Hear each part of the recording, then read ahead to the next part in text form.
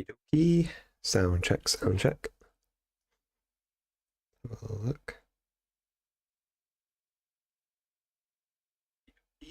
Sound check, sound check.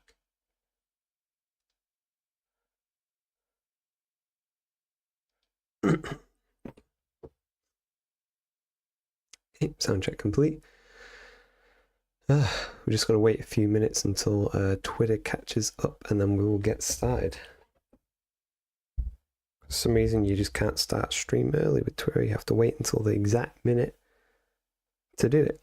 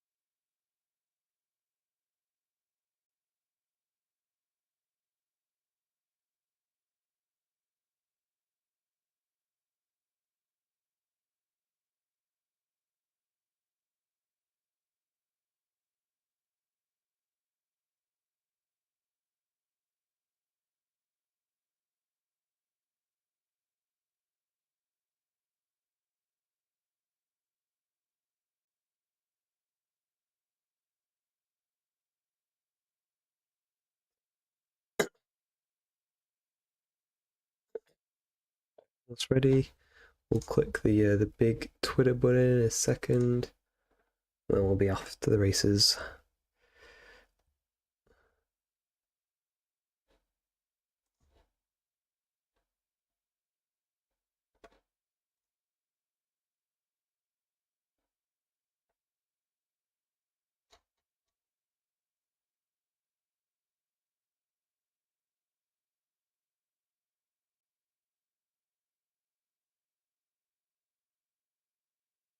Yep, it's 1:30, so let's click the button.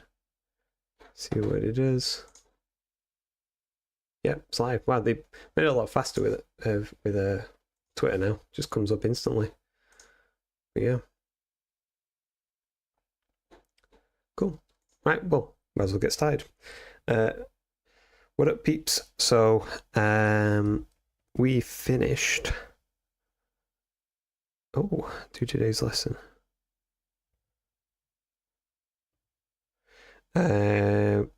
Yeah, we finished the build static site generator project. That was good. We're going to skip over the build an AI agent in Python for now because I think that was added in more recently. Kind of messed up my order a little bit, but it's fine. It is what it is. I was doing an order and I think he's added some new modules since then. That's fine. We're going to jump into the learn data structures and algorithms in Python. There's 175 lessons in this, so it's going to be, well, depending on how long it takes to do them, so it might not be long at all. And then we'll carry on after that, going down the list like here, like it was listed before. And I think things like coming back to Python build an AI agent at the end, because I want to get through all this stuff that I kind of committed to first, that I understood, and yeah, and then do the builder agent. And if we've got time in the year and stuff, we can do these ones as well. That'd be really cool.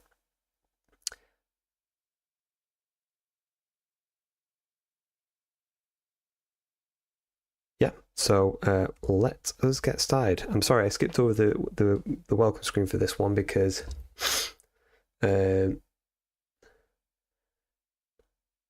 hi Vape, I'm facing difficulties with DSA and C++. Is that We don't do C++ on this course, do we? Pretty sure not. If you are, I can't really help you with that because I do not know a single thing of C++, my friend. Sorry, wrong streamer to get advice from that one. But anyway, so let's start things up. Yeah, okay. So, welcome to Data Structures and Algorithms. The terms data structures and algorithms were designed to scare young computer science students into eating their vegetables. After this course, you'll come to see there is nothing to fear. Goals of this course: learn to think algorithmically, break problems down into easier to solve parts. Learn to think about how to organize data for more efficient access. Break problems down into data models that make sense. Learn and practice performance optimization. Make your code run faster and more efficiently, even with more data. So, what is a data structure? Data structures are just organizational tools that allow for more advanced algorithms. You're already familiar with some of the simplest data structures: lists, ordered collections of data, dictionaries, key value mappings, sets, unordered collections of unique data. In this course, we'll be exploring when you should use each of these, but we'll also cover more advanced structures like stacks, queues, and trees. What is an algorithm? An algorithm is just a set of instructions that can be carried out to solve a problem. People use algorithms all the time without even realizing it. Practically every function you write in code is an algorithm. Well, kinda, even if it's a simple one. We're going to start by focusing on algorithms, then move on to data structures. While it may sound complicated, you'll be introduced to these concepts step by step. Word warning. Oh, 1 minute. Important job.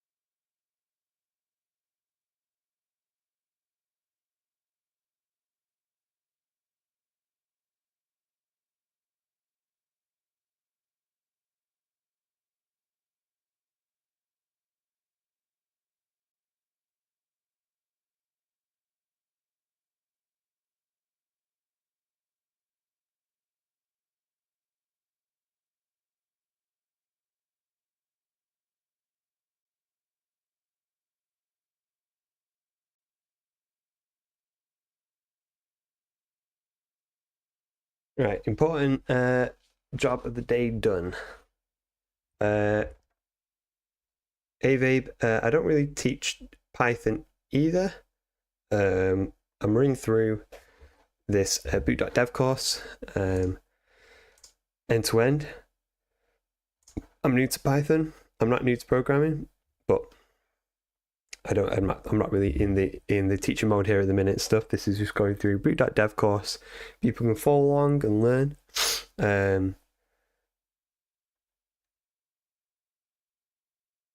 So I'm not really teaching in the sense, and so I'm following through this course as like a sort of experienced programmer and just kind of, filling in my knowledge gaps and whatnot. But anyway, let's get back to it.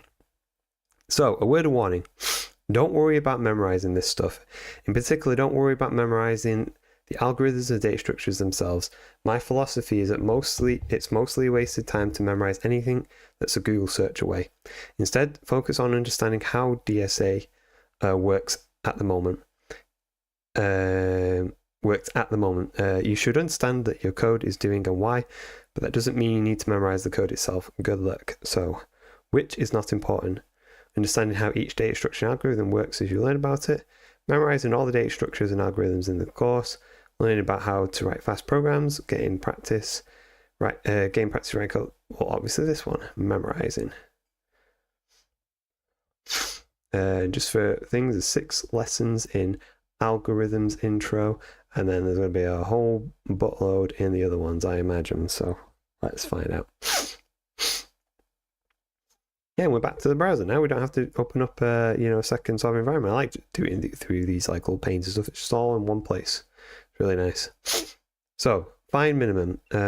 As mentioned, an algorithm is just a set of instructions that can be carried out to solve a problem. It's not anything any more magical than that. Assignment. In this course, we'll be building pieces of a pretend social network. Locked in. Locked in is a place where professionals to virtue signal about how all the for-profit work they do is actually altruistic endeavor. Think Facebook meets a job fair. It includes tools for influencers to track their growth. We need to show our users the accounts they follow with the lowest follower counts. This will help them know who they follow that isn't popular enough to be worth following anymore. Implement the find minimum algorithm in Python by completing the find minimum function. It accepts a list of integers nums and returns the smallest number in the list. Set minimum to positive infinity float inf.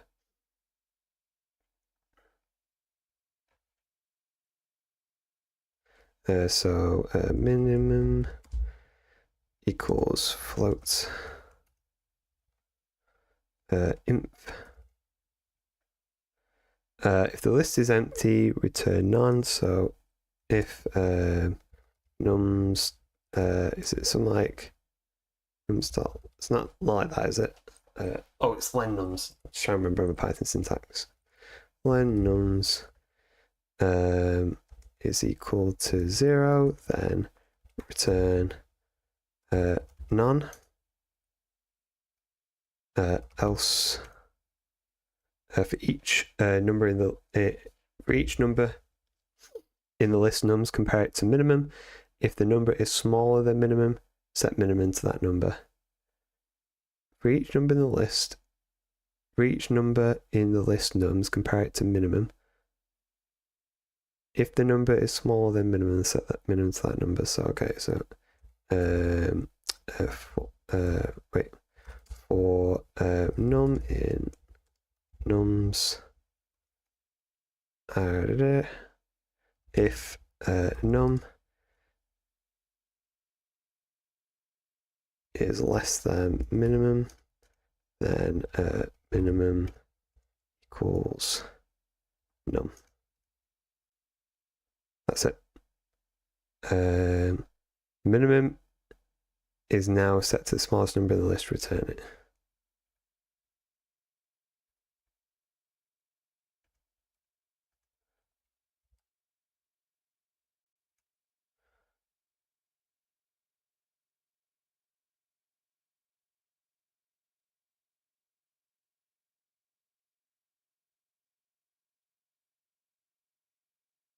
Close up a little bit.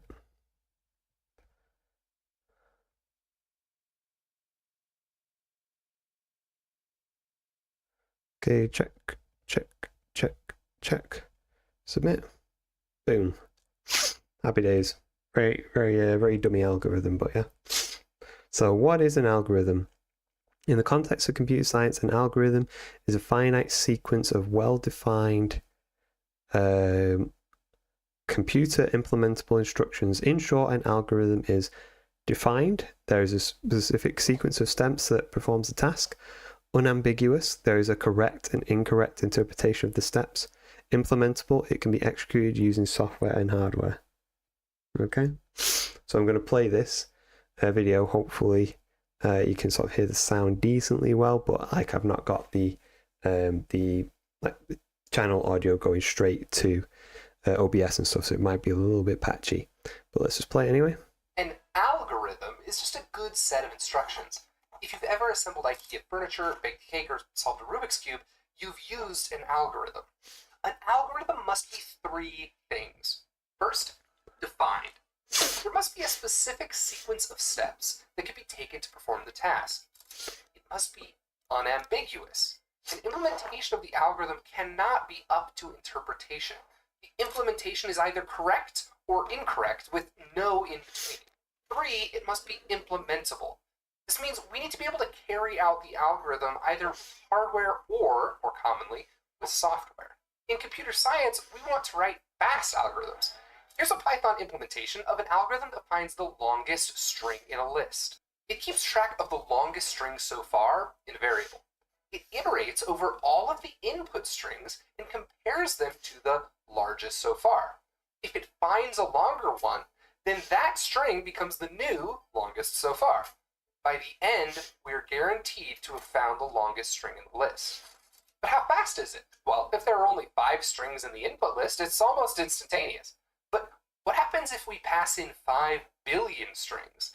These are the kinds of questions we ask when we're studying computer science. Okie dokie. Hope you heard that. So algorithms are usually written in pseudocode, pronounced pseudocode, because an algorithm is a higher level description of a solution to a problem. An algorithm doesn't care if it's implemented in Python, Go, TypeScript, or gasp, Java. Pseudocode is just plain English that describes the steps of the algorithm. Here's some pseudocode for a mystery algorithm. Start with an original string called S and a new empty string called R. Loop through S from its last character to its first character, and for each one, add it to the end of R. Once you've processed all the characters, return R. Okay, algorithms must have a /n number of steps. Finite, yeah?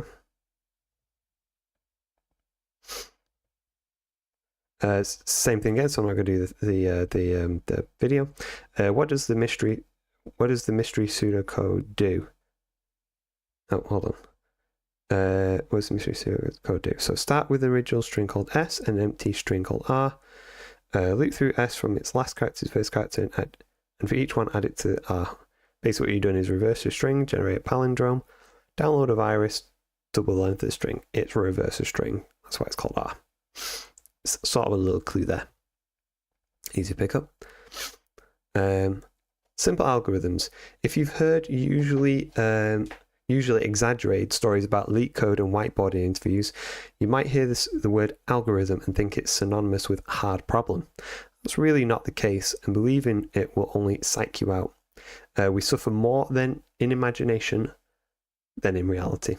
Seneca. Classic quote. Everyone who's been through Stoic philosophy sort of knows this one. It's very, very true.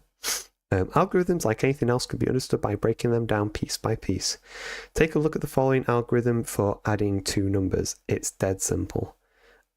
Start with the input variables A and B. Add A and B using the plus operator and assign the result to a new variable sum. Return the sum value variable. Assignment. For the locked-in influencer dashboard, we need to calculate the total reach of a group of influencers to estimate how many views a post will get if they all share it. Complete the sum function. It's a slightly modified version of the algorithm above. Instead of using two numbers A and B, it accepts the list of numbers and returns the sum of all of them. Okay? So we're going to have sum total. It's going to be 0. And what does say sums? Nums is just a list. So for num in nums, sum total, I think you go like plus equals num, and then return sum total. Run that. Yep, it's R. Pass it. Yay! I'm going to get all my streaks back from that I lost during that project. Average. We now need a way to show our locked-in influencers the average follower count of people they follow. This will help them know if they're following people who are more or less popular than them. Assignment. Complete the average followers function. It should return the average of the given list of numbers. So the average, it's just a Wikipedia explain the average. Okay, so average followers. Okay, we need to know whether they follow. This will help them know if they're following people. Complete the average followers function. It should return the average of a given list of numbers. Okay, so we can have two variables. So we can have what do you call it? Average. Average equals 0, and then we're going to have what do you call it? Average followers, total nums. I guess we just call it nums total equals 0, and then I guess like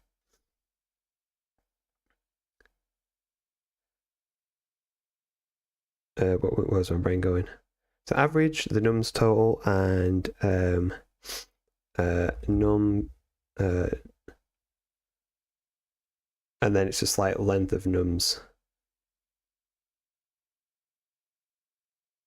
Anyway, we'll just do it these way. So for num in nums, what do we do? So we do nums total plus equals num.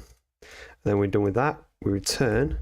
So the average is just nums total divided by. In fact, we don't even need the average part, do we? Nums total divided by the length of nums, so how many there are.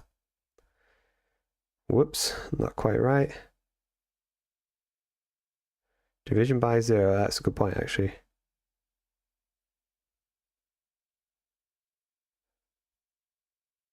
That passed an empty list. Okay, that's fine. So if len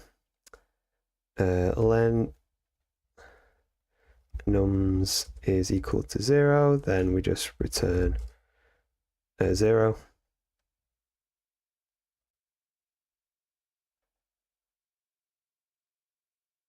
Oh, return none. Whoops. There we go. Huzzah. Whoa, now we're getting into chapter 2, math. Okay, so we did algorithms intro. Easy weasy.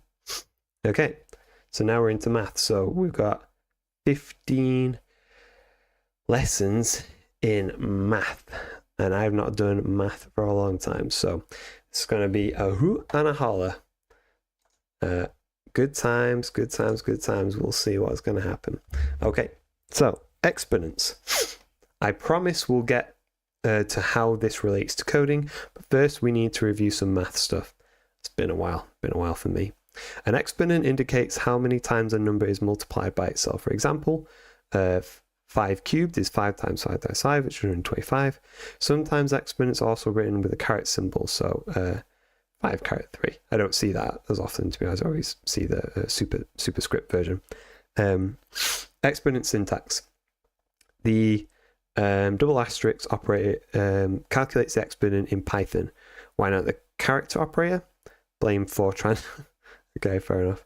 So that's a square and that's a cube. So 2 and then exponent 2 and then 2 exponent 3 means cubed. So that's squared and cubed.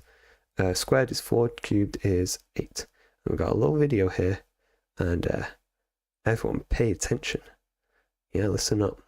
Exponents are super easy. Really, do not let the complicated, confusing name get to you.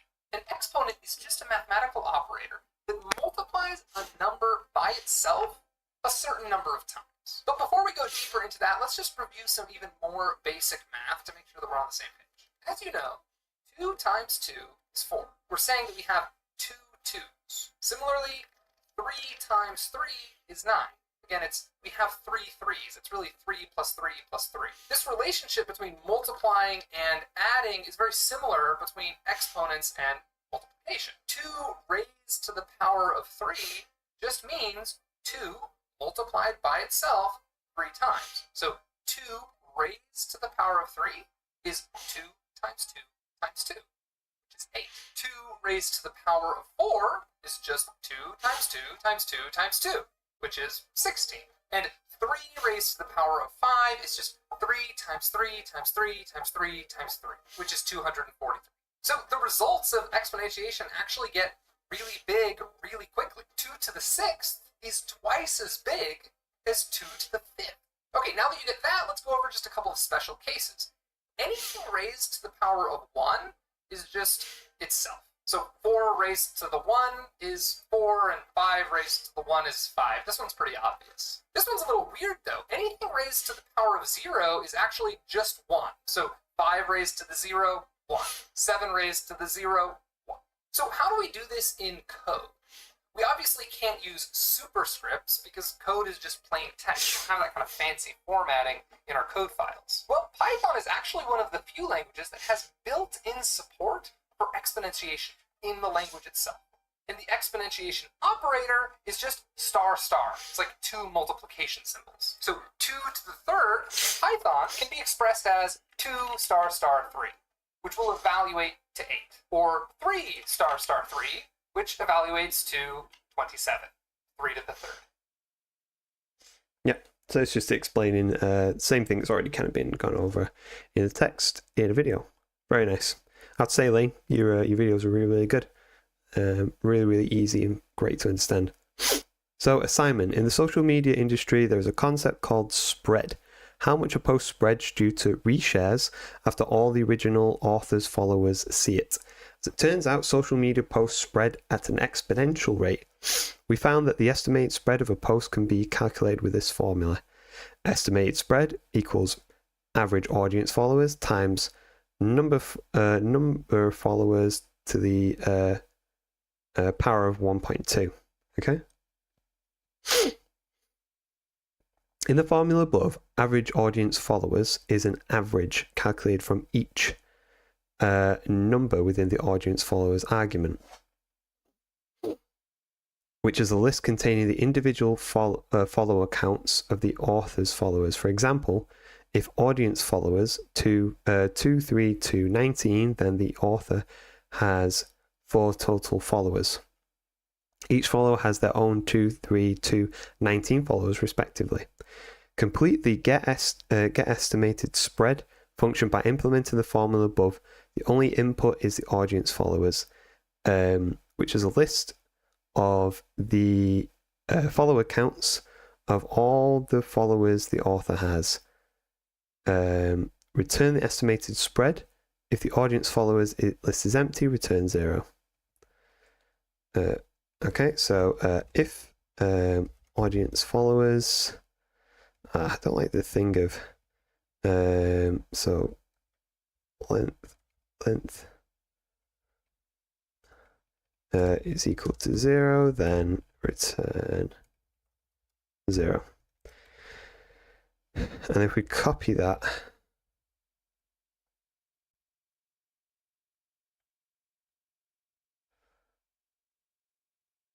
return estimated spread. So average audience followers times the number of followers. So followers equals and then it's just the length of audience followers. That's going to be replaced by like that. Average audience followers is going to be, so average audience followers equals 0. And then we're going to do a loop. So we're going to do for audience's follower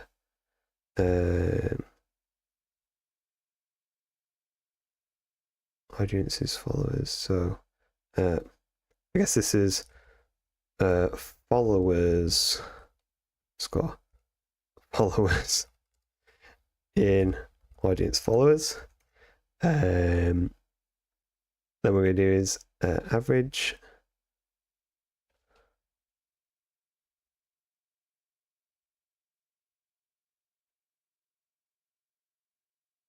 so some audience followers.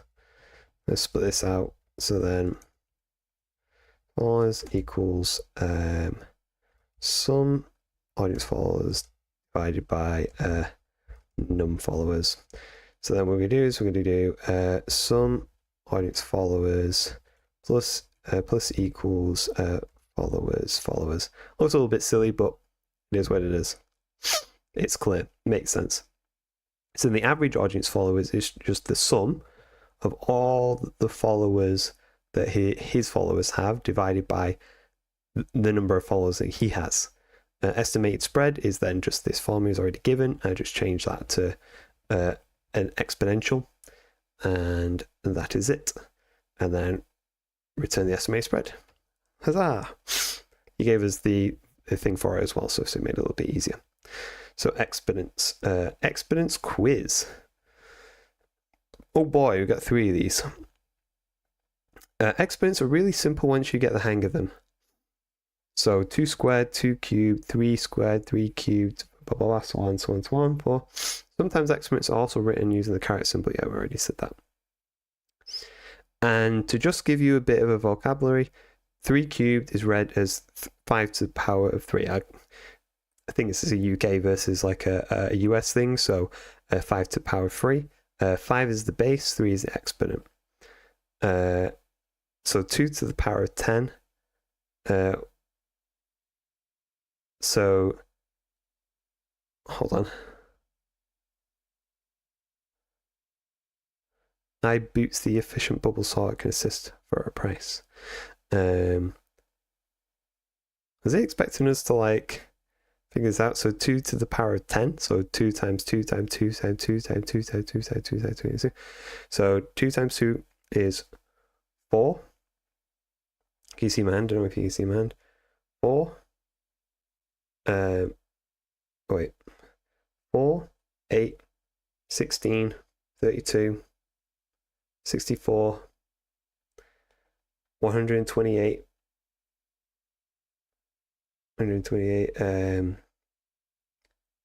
256. Really slow this, 256, 512, 1024, and then 2. Oh wait, must have done it slightly wrong. 1024. I mean, explain.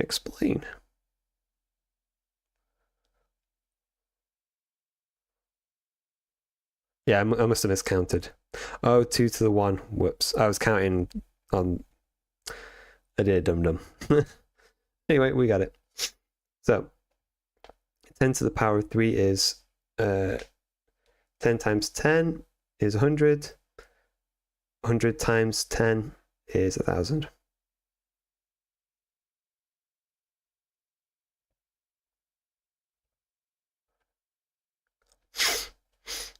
Exponents grow. Exponents grow very large very quickly. Let's take a look at an example of them doing that in code. So assignment. While the influencers who use our platform are really great at taking selfies, most aren't super great at math. We need to write a tool that predicts the influencers' follower growth over time. Complete the get follower prediction function. It takes a follower count, integer, an influencer type string, and a num months integer, and returns an integer. Calculate the number of followers an influencer will have after however many months according to influencer type. So fitness follower count quadruples each month, cosmetic follower count triples each month, other follower count doubles each month. For example, if a fitness influencer starts with 10 followers, then after 1 month they would have 40. After 2 months they would have 160 followers, and so on. Use the following geometric sequence formula that's slightly modified for this problem. Let me watch this video. Say a company earns $100 in their first year of business, and then in the second year they earn $200, then $400, then $800, then $1,600, doubling every year. This growth pattern is an example of a geometric sequence. Each number in the sequence is calculated by multiplying the previous number by some fixed number, which we usually refer to as R. And in this case, of course, that fixed multiplier is 2. Let's take a look at another example. Let's say that we start with the number 3, first number in our sequence, and that r is 4. Well, the next number is 3 multiplied by 4, which is 12. Then we multiply by 4 again, getting 48. Then multiply by 4 again to get 192. And then again to get 768. Now, of course, there's an actual formula for this math that we're doing. A sub n, which just means the number that we are trying to calculate, the spot in the sequence that we care about, is equal to a sub 1 multiplied by r raised to the n minus 1. A sub 1 just refers to the first item in the sequence. R is that common ratio, the multiplier, and again, n is just the index of the number that we're trying to find in the sequence. For example, let's say we're trying to find the 7th number in a sequence where the starting number is 100 and the common ratio or multiplier, r, is 3. We can just plug that into our formula. A sub 7, the 7th number in the sequence, is equal to 100 times 3 raised to the 7 minus 1, which of course is just 6. And because 3 to the 6th equals 729, 100 times 729 is just 72,900. So that's our 7th number. Okay, makes sense.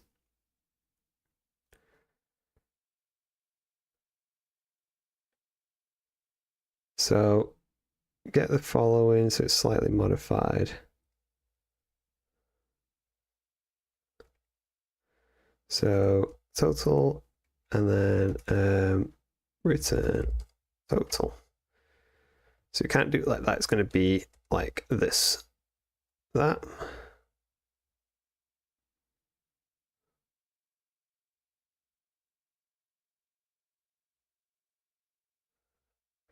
Okay, so calculate the number of followers an influence will have after however many months according to influencer. So we're going to have so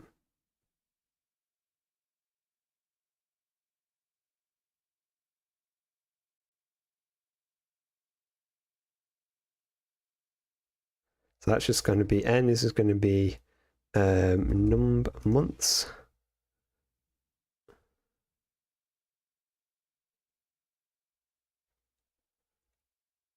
Follower count. So then r is going to be by default 2,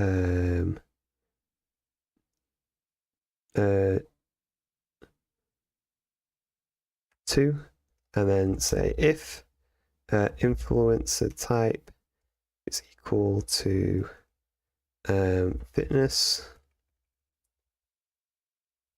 then r is equal to what was it? Quadruples 4.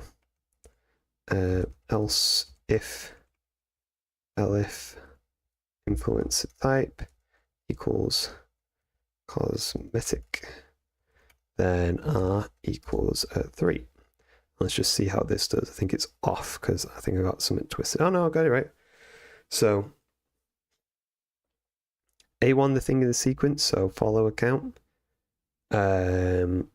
times R, so the multiplier, and then the number of months. In fact, let me submit that. Passes. Let's have a look at their solution, just see side by side. Okay, they just like doing a more sort of succinct way, like with a little bit of repetition, but they do follower count times, they put the thing straight in it, times number of months. Not sure I quite get the ordering of that.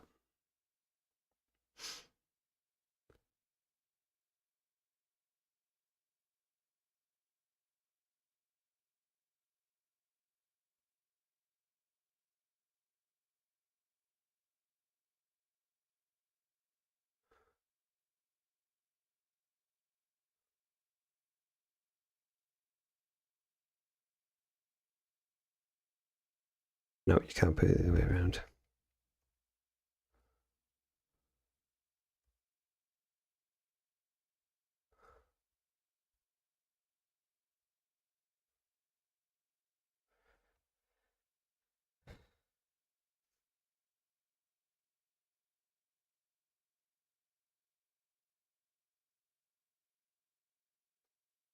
So,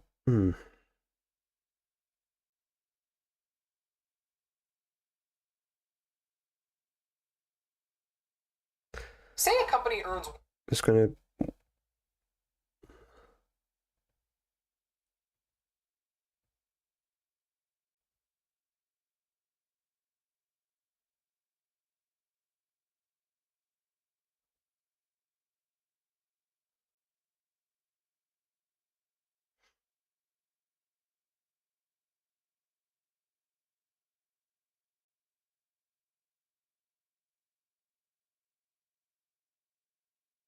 Okay, we got it anyway.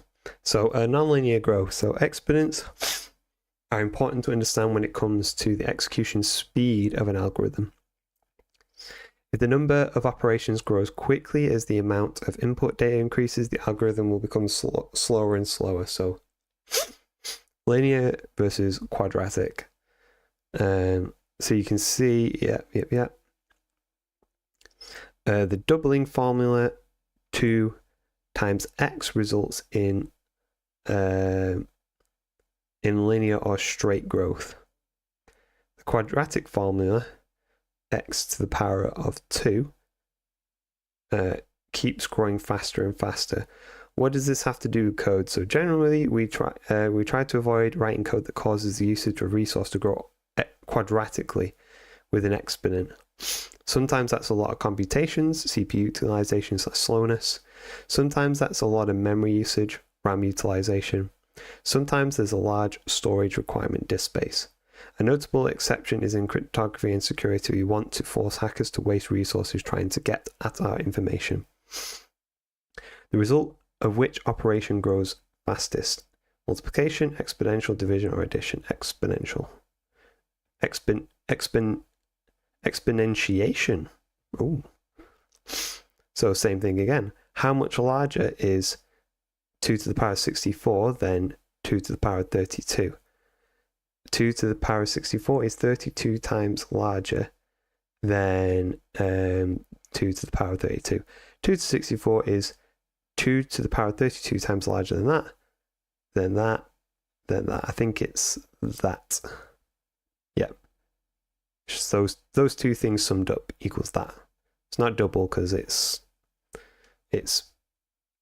exponential. It's multiplying on top of each other each time, not once. So logarithms. A logarithm is the inverse of an exponent. So 2 to the power of 4 equals 16. Log 2 16 equals 4. So log 2 16 can be read as log base 2 of 16, which means the number of times 2 must be multiplied itself to equal 16. So it's the same as square root, basically. Log 2 16 might also be written as log 2 16. Some more examples. So let's watch this video.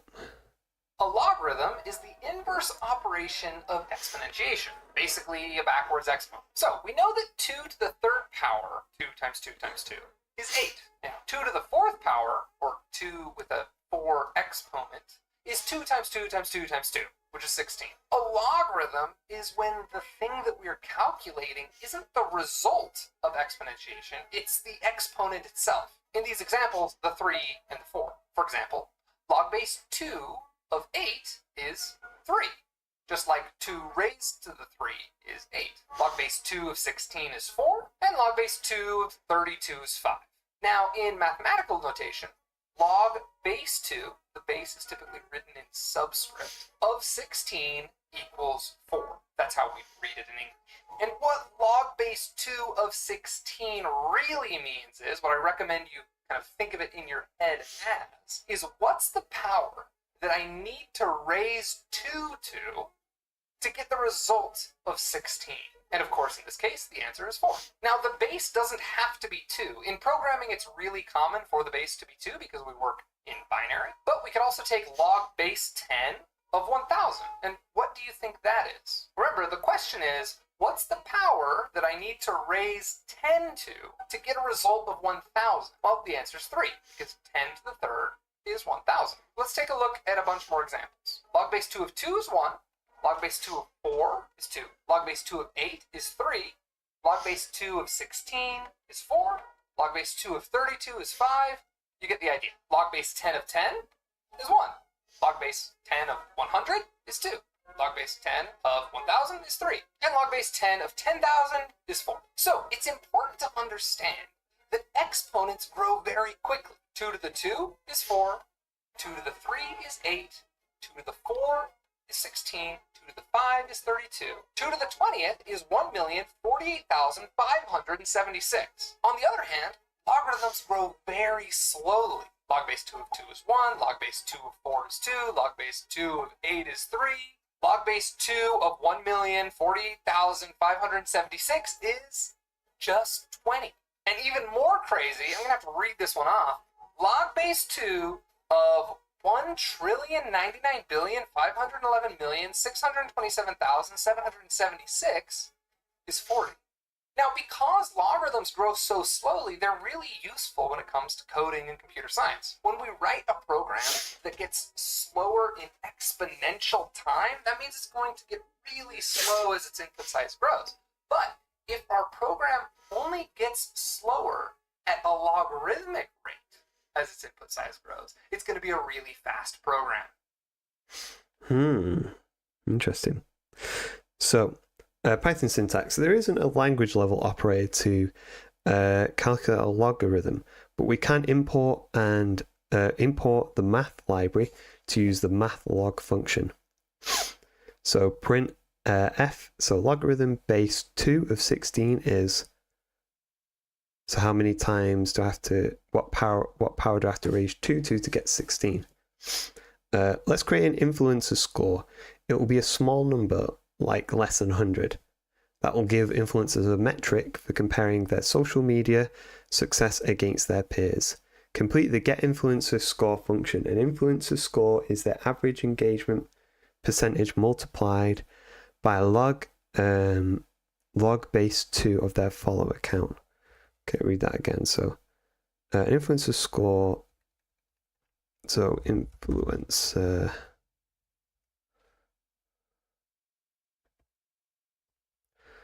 equals 0, and then influencer score is their average engagement percentage. In fact, do we even need that? So return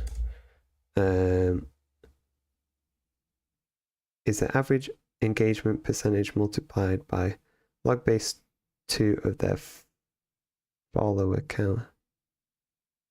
Influencer score is their average engagement percentage multiplied, so return average engagement percentage multiplied by, and then it's math.log, was it? Math.log, and then so then num followers to the power 2. Run that. Passed. Hey. So you can see number of followers, average engagement percentage is 0.3. So expecting 5, got 5. So submit that. So I'm just bringing in that syntax. So average engagement percentage.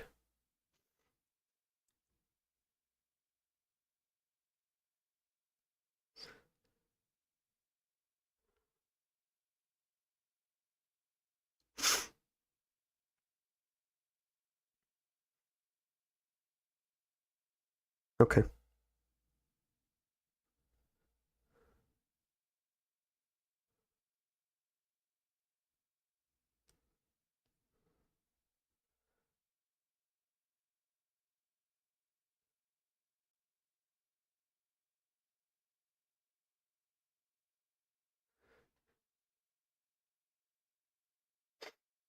Okay, so number of followers. So in this example, it's 500,000.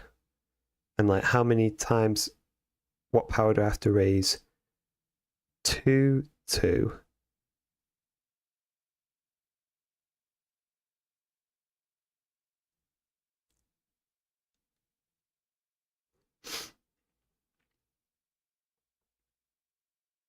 Let's have a look at the math log.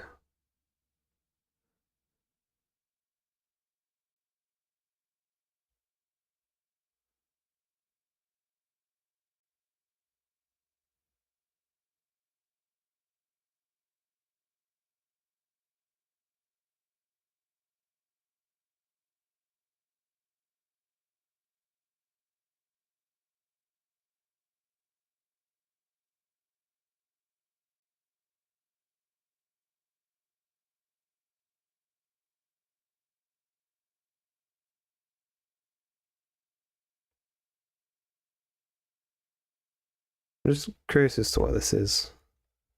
Let's have a look. Oops.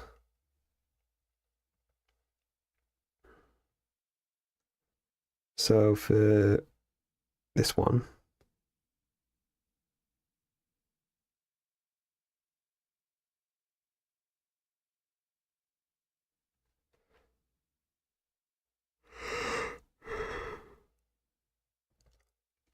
okay.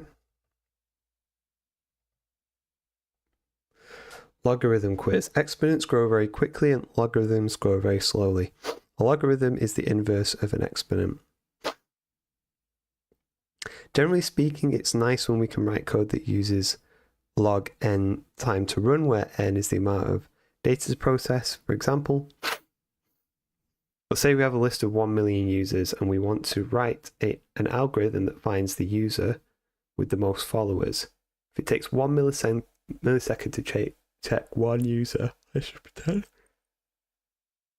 a linear algorithm would take 1 million milliseconds, or about 16 minutes and 40 seconds. A quadratic algorithm, an exponent, would take 1 billion milliseconds, or about 31.7 years. However, logarithmic algorithm would only take 20 milliseconds. Here's a table to illustrate the difference. Yep, so linear, so n times 2 just keeps, times by 2. Quadratic, so to the power of 2, so 10 to the power of 10, 100 times 100, 1000 times 1000, yep, log in. So log 3, 9.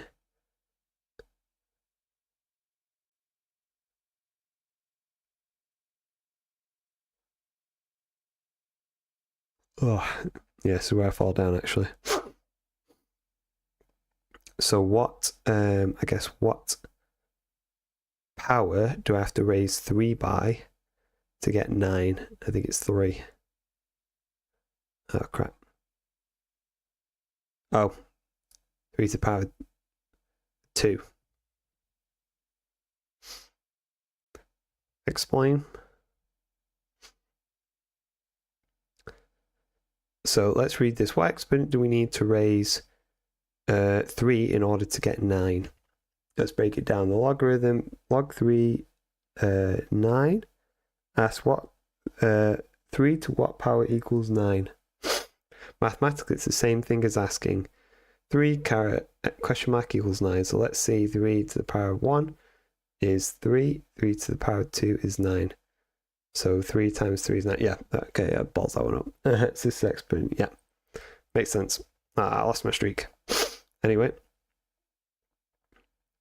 it's same thing again. So log 5 to the power of 5. So what is that? So what power do I need to use?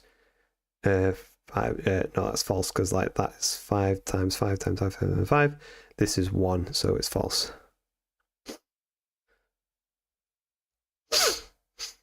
The result of which operation grows the slowest? Logarithm.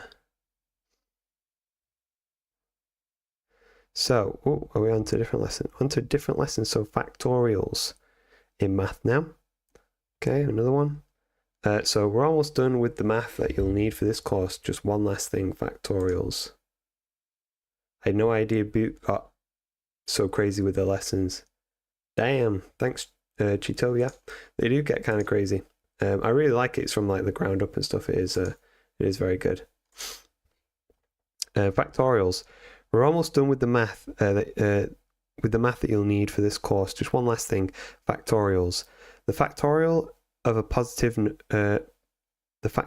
positive integer n, written n exclamation mark, is the product of all positive integers less than equal to n. So 5 factorial is 5 times 4 times 3 times 2 times 1, 120. The result of a factorial grow even faster than exponentiation. Crazy. Yeah, it does. Assignment. Influencers need to be able to schedule posts to be published in the future. We found that the order in which the top posts are published drastically affects their performance. Complete the non-possible orders function. It takes the number of posts an influencer has in their backlog as input and returns the total number of possible orders in which we could publish the posts.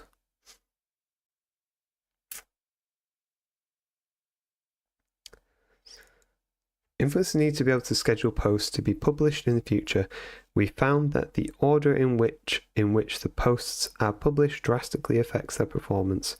Complete the number of possible complete the non-possible orders function.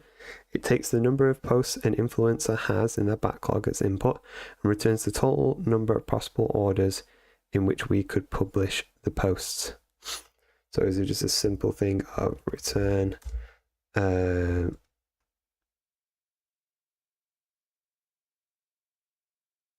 does Python have like a factorial thing? So like num posts? We just do that? Nope. Oh, I know. It just have a thing that would have told us. Num.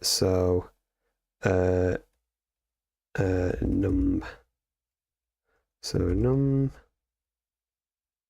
possible number of possibles of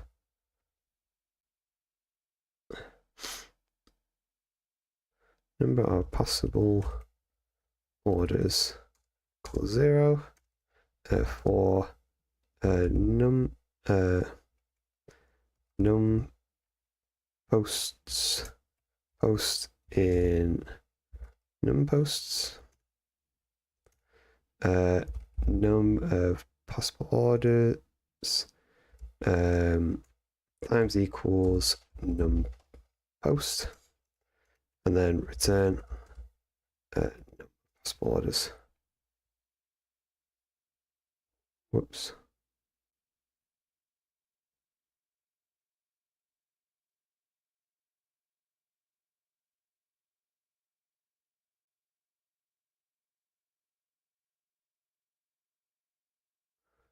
So a tip. Factorials are useful whenever you're trying to count how many ways a collection can be ordered. For example, how many different ways can a deck of cards be arranged? The first card could be any of the 52 cards, the second card be blah, blah, blah, so on. This means that the total number of possibilities is the 52 options multiplied by 51 options, and so on and so on. In other words, the possible number of combinations for a deck of cards is 5 factorial. So num post, that's an integer. Whoops. So it takes the number of, so I'll have to do like a range. How do you do it now? So look up range.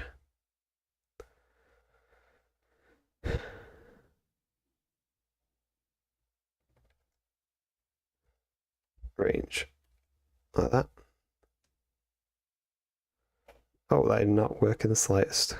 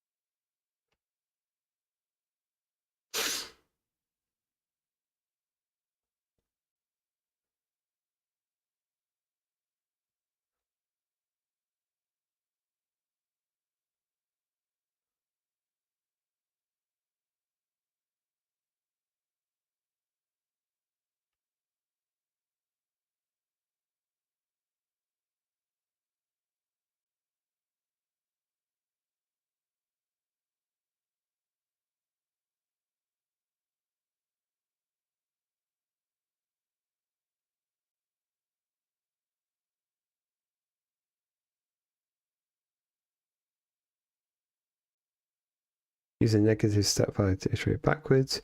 Use a positive step value. Train from 2 to 7 with custom logic. A range function. start, stop. Okay, so it'll be range 1 in posts.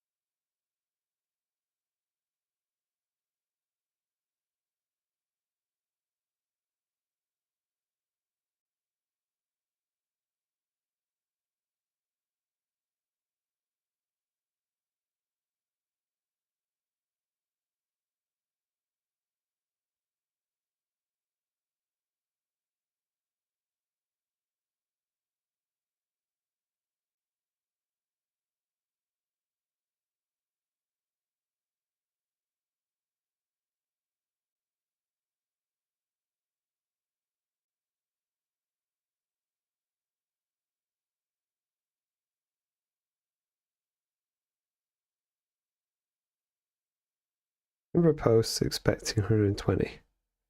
So, what?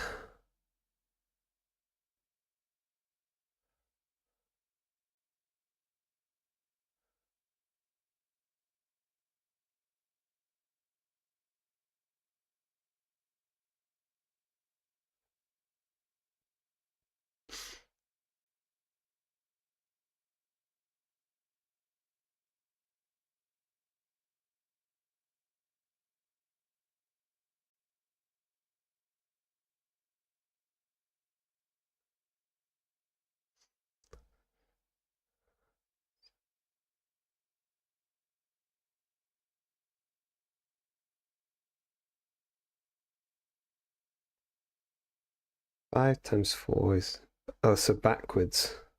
Oh, no, gotta do backwards. A big dum-dum. So, -1. Do it backwards. Nope, still...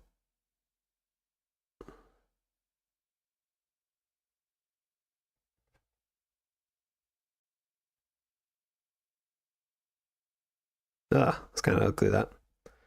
Anyway. Here's what it is. I had to reverse it. Forgotten that about using range and stuff. My bad. How's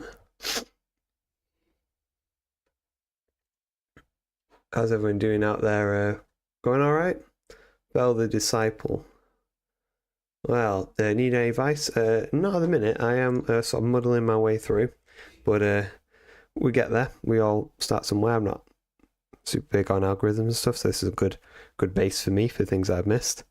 Factorial quiz. Again, the factorial of a positive number n written n exclamation mark is the product of all positive integers less than or equal to n. So 5 factorial is, yep, we've done that. Yep, let's visualize how big these things get. Yep. So 20 factorial is crazy. How much bigger is 564 factorial than 563 factorial?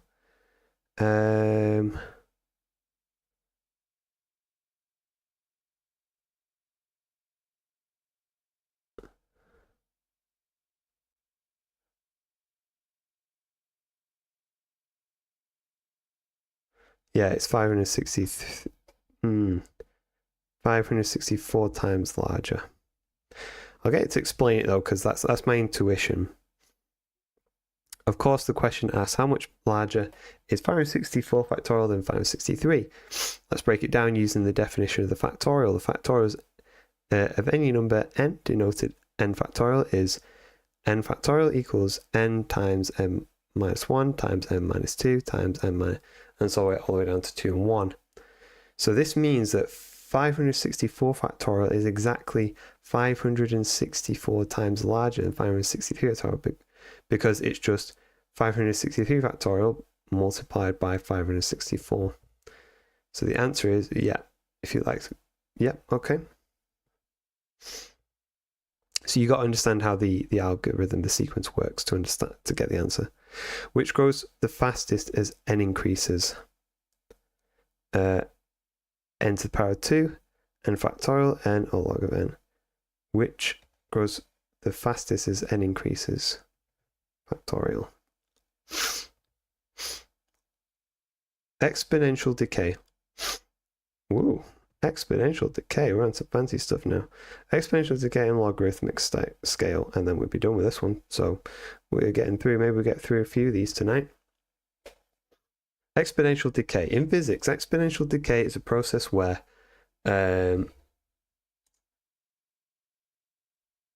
cheers, thanks for the claps. Put a W in chat for me, like, you know, learning my little maths problems and stuff, not done for a long time. Exponential decay in physics, exponential decay is a process where a quantity decreases over time at a rate proportional to its current value. We found that locked-in influencers tend to lose followers similarly. This means that the more followers you have, the faster you lose them. Assignment: complete the decayed followers function. It calculates the final value of a quantity after a certain time has passed. Given its initial value and rate of decay, return the remaining followers. It calculates the final value of a quantity after a certain time has passed. It calculates the final value of a quantity after a certain time has passed. Given its initial value and rate of decay, return the remaining followers. So remaining total equals quantity times retention rate. Okay. Calculates the final value of a quantity after a certain time has passed. Given its initial value and rate of decay, return the remaining followers. Remaining total is quantity times retention rate to the power of time. Retention rate is the opposite of fraction lost daily of an influencer lost. If an influencer lost 0.2 or 20% of their followers each day, then the retention rate would be 0.8 or 80%. For example, this is an exact formula shown on Wikipedia, but it's the same idea. Okay. Example, with these parameters, international, is that what it means? Or initial followers is 100, fraction lost daily is 0.5, then we expect these after 0 days be 100, then 50, then 25, then 12.5 rounded down. Okay, so we take that, it's kind of what I did last time, and then we say return remaining total. So quantity, so retention rate, so we change that because time is just days, retention rates of fraction lost daily, so and then initial followers, so retention rate equals, so fraction lost daily. Say so 1 minus fraction lost daily. Run that.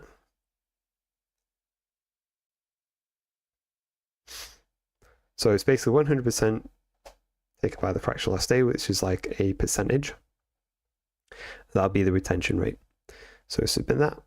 Huzzah! Was that just as simple as mine? Oh, they did it in one line. 1 minus, yep, they did the same thing basically. Yep.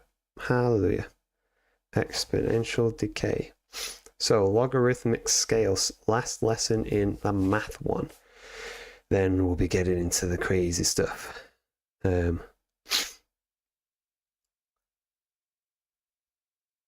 Hey, can you tell me about the bubble sort algo? Not right now. I've not got to that part. So Furious Raw, you'll have to wait. Logarithmic scale. In some cases, data can spawn several orders of magnitude, making it difficult to visualize on a linear scale. A logarithmic scale can help by compressing the data so that it's easier to understand. For example, at locked in, we have influencers with follower counts ranging from 1 to 1 billion. If we want to plot the follower count of each influencer on a graph, it would be difficult to see the differences between the smaller follower counts. We can use a logarithmic scale to compress the data so that it's easier to visualize. Assignment: write a function, log scale, which takes data and base, that takes a list of positive numbers data and a logarithmic base, and returns a new list with the logarithmic of each number in the original list using the given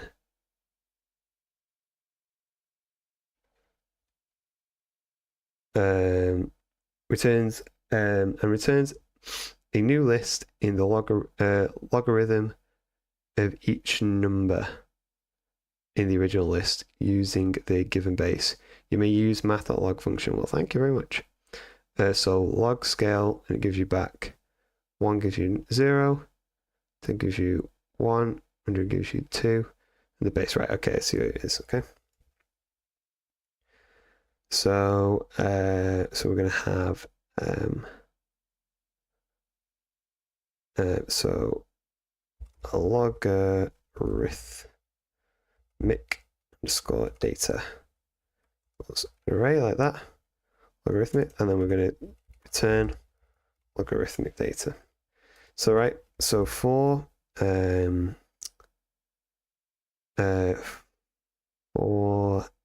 you call it?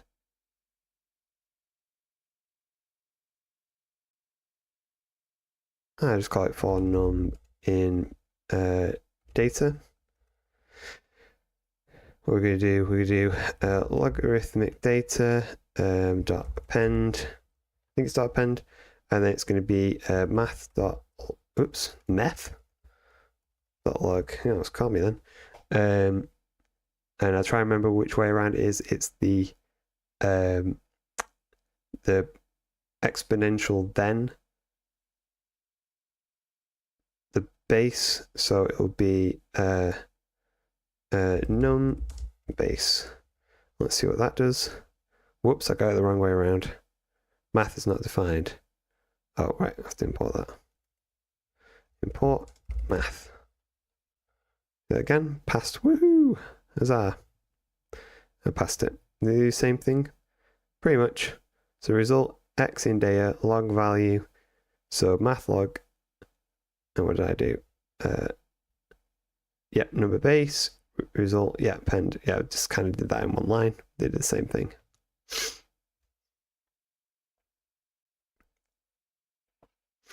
So big O notation. There are a lot of existing algorithms. Some are fast and some are slow. Some use lots of memory. It can be hard to decide which algorithm is the best to solve a particular problem. Big O analysis, pronounced big O, not big zero. Why not big zero? Is one way to compare the practicality of algorithms by classifying their time complexity. Big O is a characterization of algorithms according to their worst case. So now I just realized we're on chapter 3. Whoops. Just blasting through it. Okay. Blasting through it. We're on chapter 3 already. Maybe by the end of the night, maybe we can get through. We've got 16. Might be a bit of a stretch to get to 8, but we'll see how far we go. Check where we are at 10 o'clock.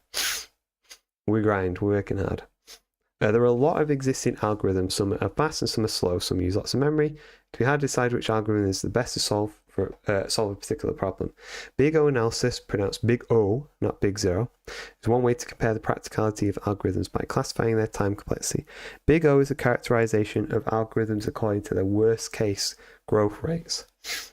We write big O notation like this, so O and then the formula, where the formula describes how an algorithm's runtime or space requirements grow as the input size grows. So O to the 1, O1 is constant, O log n is logarithmic, O n is linear, O n to the power of 2 is squared, O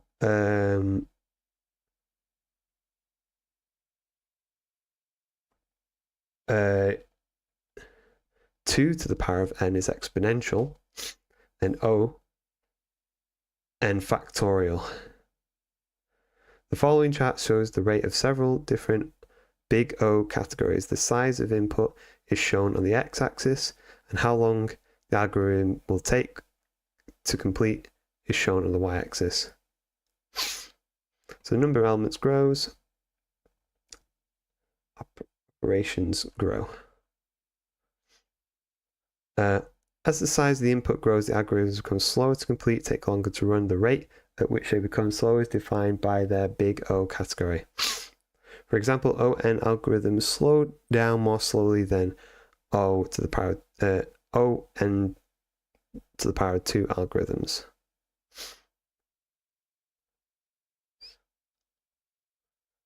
The worst big O category. Algorithms that slow down the fastest in our chart are factorial and exponential algorithms.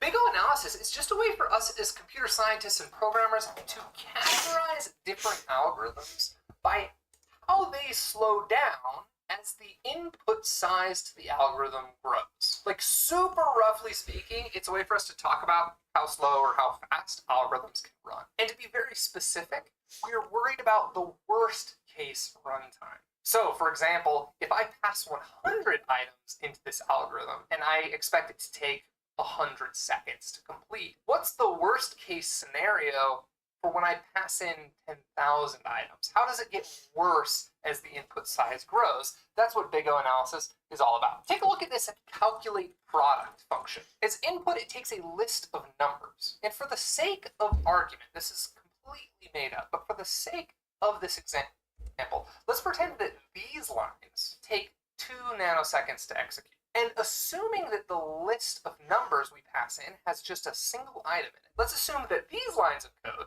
the iteration and multiplication, takes just 1 nanosecond to compute. So we pass one item, say the number 5, into this function, it executes, we get a result. Let's just say that the total there takes 3 nanoseconds. Great. Now what happens if there's 5 items? Well, these lines of code, we actually still expect to just take 2 nanoseconds because they don't care about the size of the list that's coming into the function. But if one item took 1 nanosecond, it stands to reason that this iterative loop is now going to loop 5 times and take about 5 times as long, so 5 nanoseconds, leading to a total runtime now of 7 nanoseconds. Great. What happens now if we pass 10,000 items into the function? Well, again, these lines of code will still take about 2 nanoseconds because they don't care about the size. But the loop is going to take about 10,000 nanoseconds. So we're talking about a total runtime of 10,002 nanoseconds. So all this to say, this function has a big O categorization of order n, linear time, because the amount of time it takes to run the function is linearly proportional to the input size, the size of the list coming into the function. If 1,000 items takes about 1,000 seconds, 1,000,000 items is going to take about 1,000,000 seconds. Let's take a look at another example. This function, just called length, takes a list object as input. It's important to understand this is an object because we're just going to assume that this object has a property on it called object size, and that property is just stored in memory, and it's incremented and decremented by other pieces of code whenever we append or pop from the list. The point is it's pre-computed, so our little algorithm here that returns it doesn't have to do any additional math. Now with this function, if we pass in a list with 1 item, we'd expect just making numbers up here. It's going to take about 1 nanosecond to return that property back.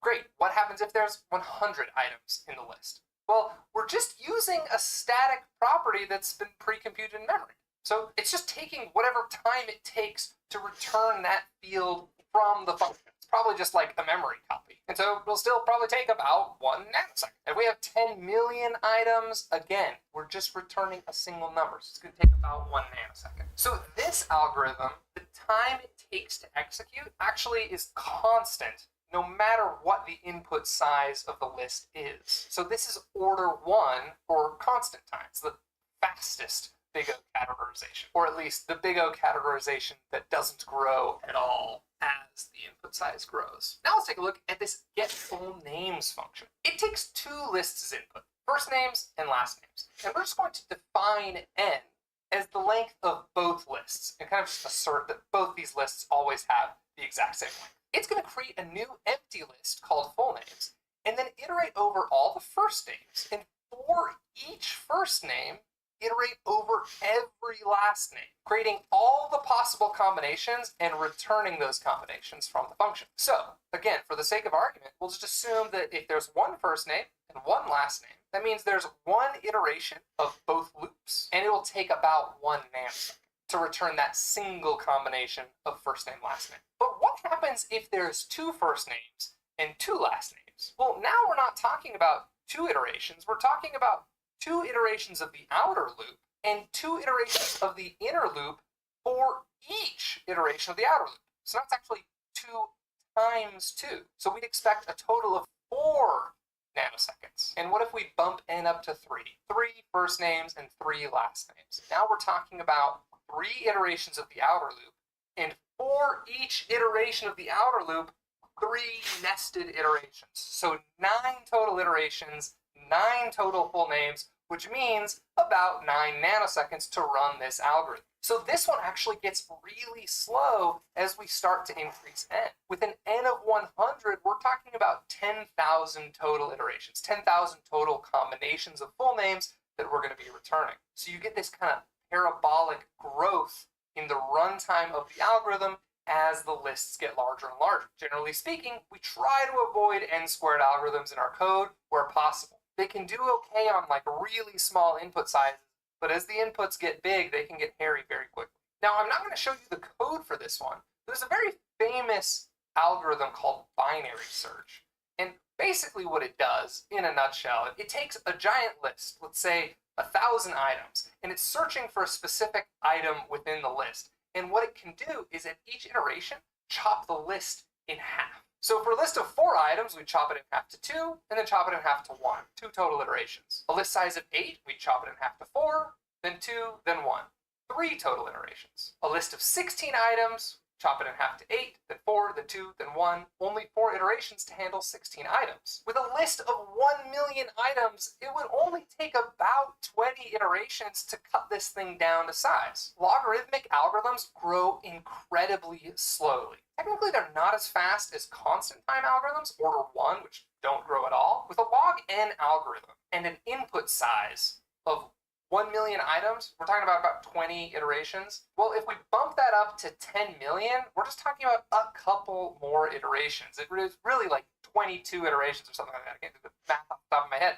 The point is, these input sizes can get absolutely massive, right? A trillion items coming into the list. We're talking about like what, 30 iterations maybe? So for practical purposes, you can think about log n as almost as fast as constant time. And the final complexity class we're going to brush on briefly is the exponential class, or order 2 to the n. These algorithms get so slow so quickly that they're basically never practical for real-world use. Even just an n of 15, an input size of 15 items, you're talking about computing out to like 30,000 plus iterations. Once n is 30, you can forget about it. These things will take so long to calculate that it's never going to happen. In fact, cybersecurity actually kind of depends on the fact that some of these algorithms are so slow, because that means you won't be able to try all the possible combinations in a reasonable amount of time. So these are the main complexity classes to worry about. Order 1, or constant, is the fastest. Order log n, almost as fast as constant time. Order n, or linear time.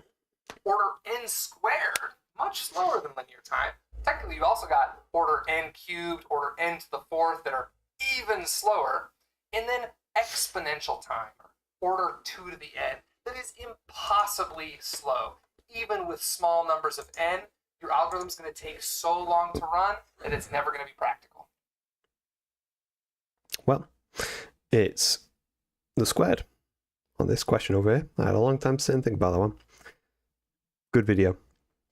Although I've not seen anybody explain it very well, like how to look at a function and calculate what its O notation is. Like how do you do that? Maybe it's going to come up in a minute. So ON, so order n, constant time. So ON is very common. When the number of steps in an algorithm grows at the same rate as the input size, its classification is ON. Actually, it's not constant time, that's just linear. For example, our find min algorithm from earlier is ON. Set min to positive infinity for each number in the list. Compare it to min if it's smaller. Set min to that number. Min is now set to the smallest number in the list. The input to find min algorithm is a list of size n. Because we loop over each in the input once, we add one step to our algorithm for each item in our list. As we use find min with larger and larger inputs, the length of time it takes to execute function grows at a steady linear pace. We can reasonably estimate the time it will take to run based on a previous measurement if we find that so we can estimate the following. So 100 items, 20 blah blah blah. Locked in users want to know which of their followers has the highest engagement score. Complete find max function. It should take a list of integers and return the largest value in the list. The runtime complexity, aka big O, for this function should be ON. Don't exclude negative values from the result. Okay, that's fine. So max equals 0, and then we're going to do for num in nums. If num is find max is greater than max, then max equals num. Return max. Whoops. Where'd it fall over? Actual expecting 0, okay.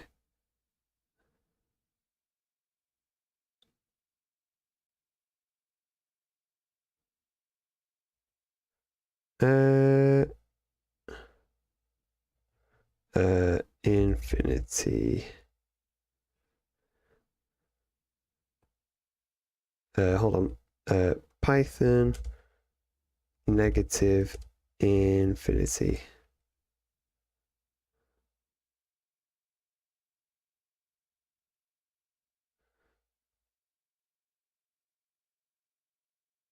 Oh, okay. Just do it like that.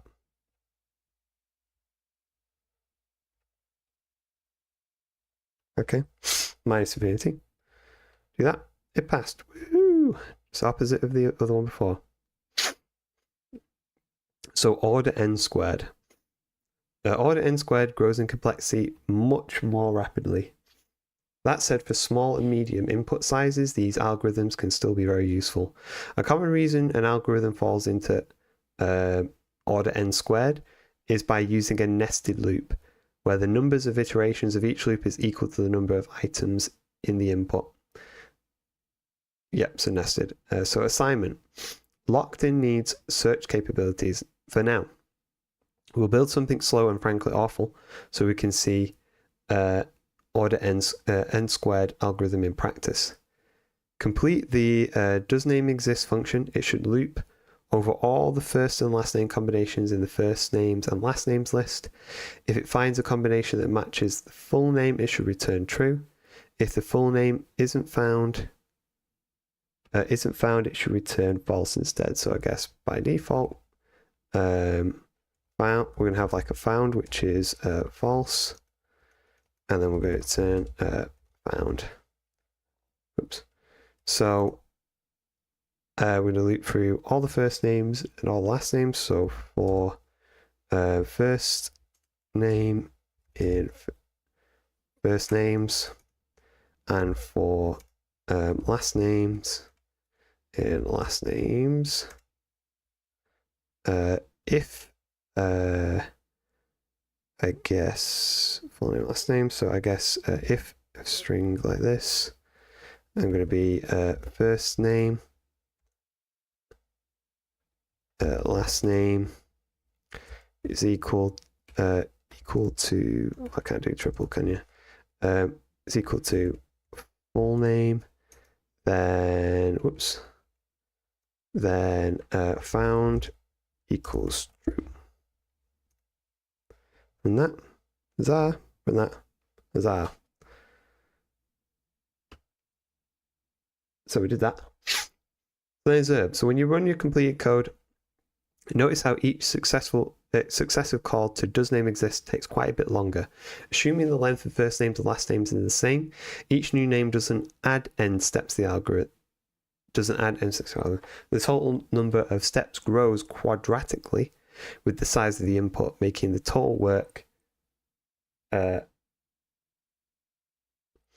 order n squared. If does name exist, 10 names, takes just 1 second to complete, then we can estimate 100 names times 100 is 100 seconds. 1,000 times 1,000 is 10,000. Is that right?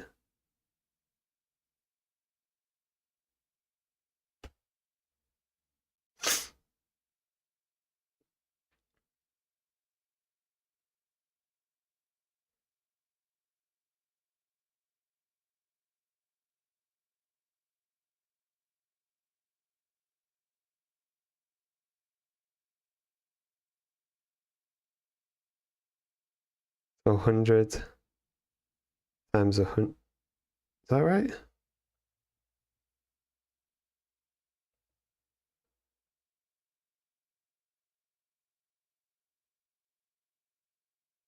So 10 to the power of 2. So 10 to the power of 2 is 1 second. Then 100 to the power of 2.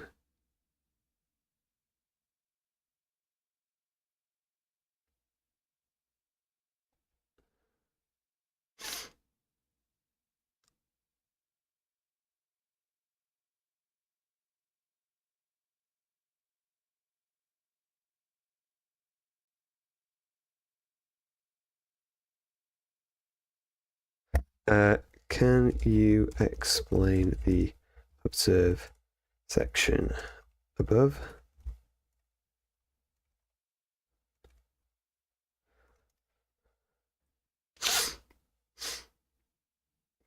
Okay.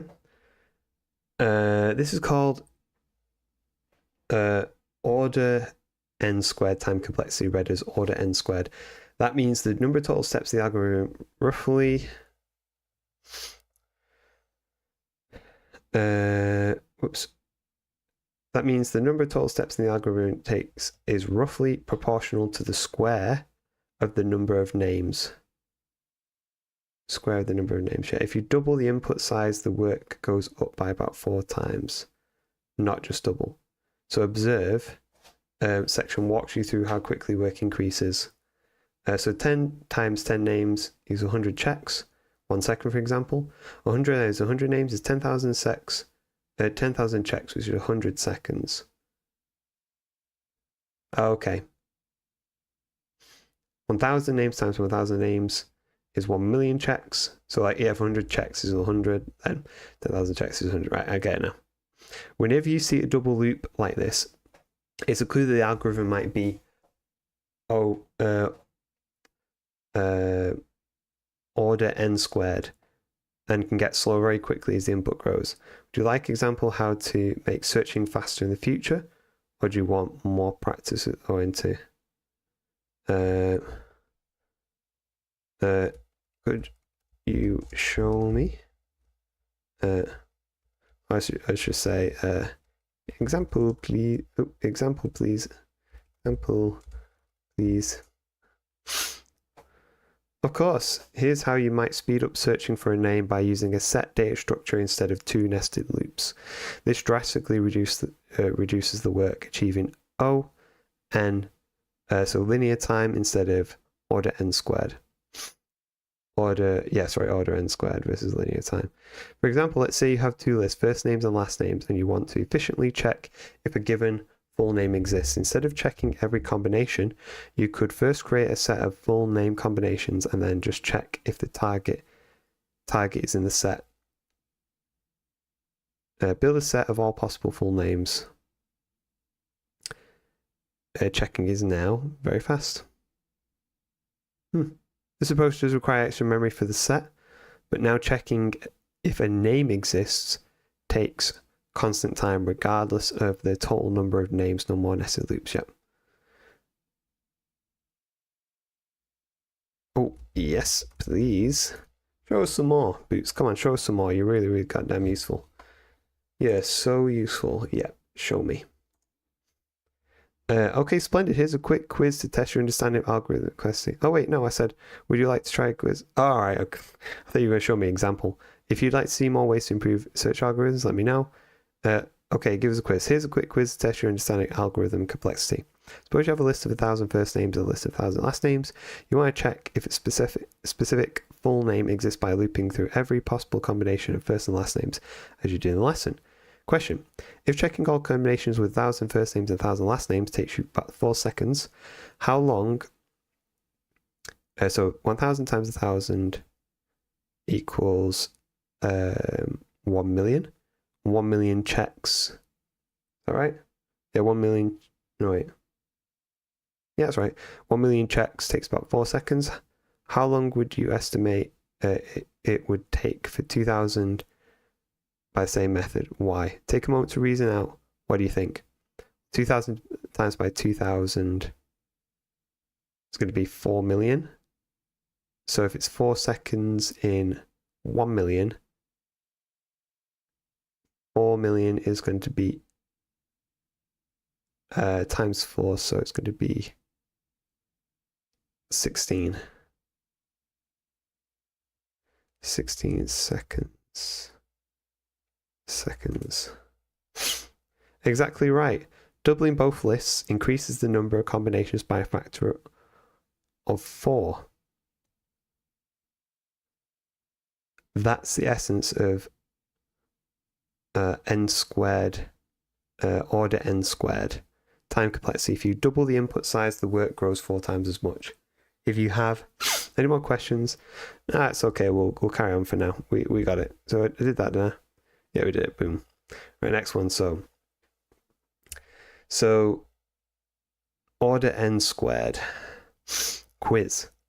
Order n squared. Refer to the following instructions and assume that first names and last names are the same length. Okay. Print first two names. So first names in first name print.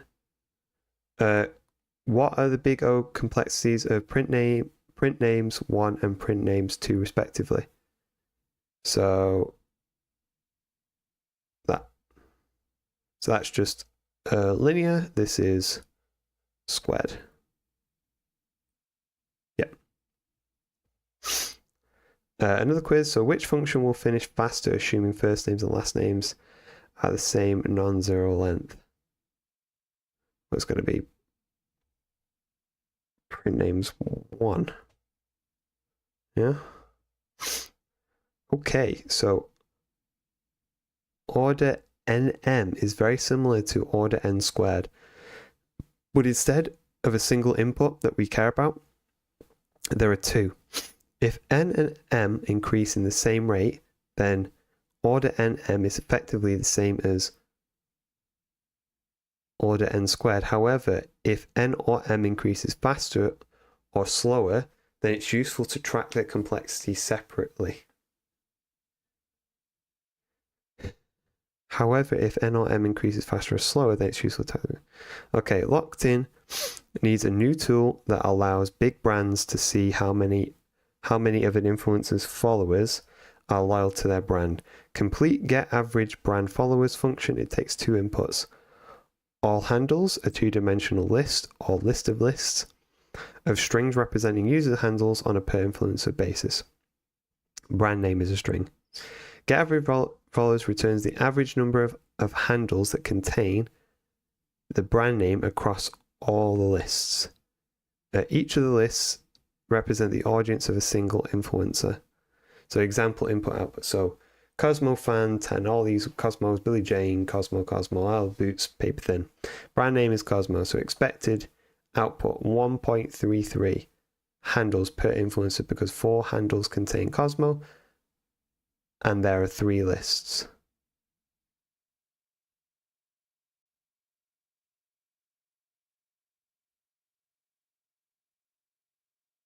Yep, 4 divided by 3, okay.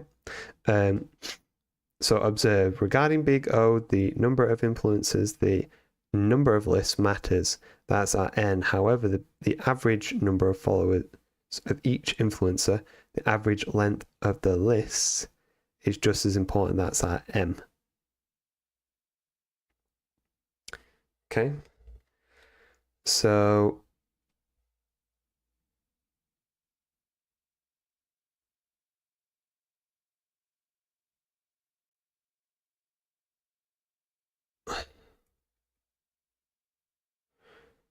get average number of handles that contain brand name. Average, so I'm just call it average matches equals 0. Then we do for handle handles in all handles, and then for handle in handles,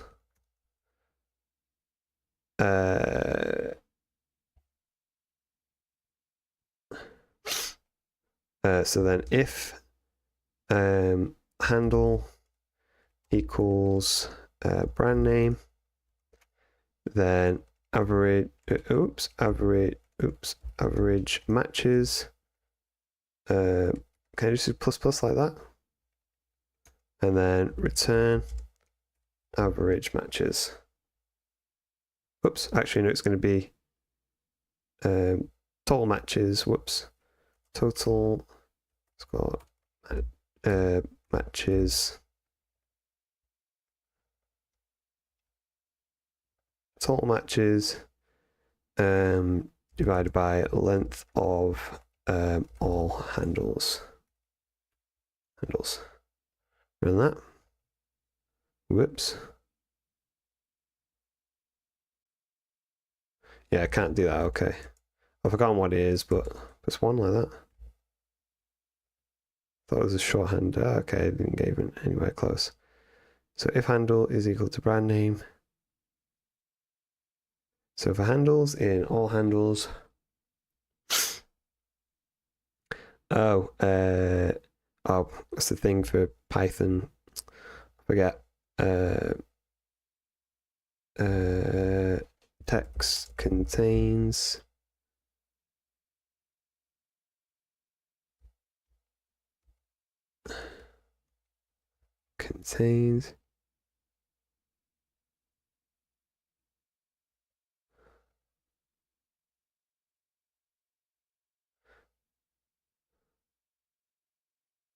hold on, comparison. I don't know that. It's like matches. I've forgotten. Python. If string contains, I forget. Does Python have a string contains sub method? So in. All right, okay. I forget about that. So it's not that. So if it is if brand name in handle, then that. Happy days. Whoa, some of these are a bit long. Huzzah! That's slow. Okay, constants don't matter.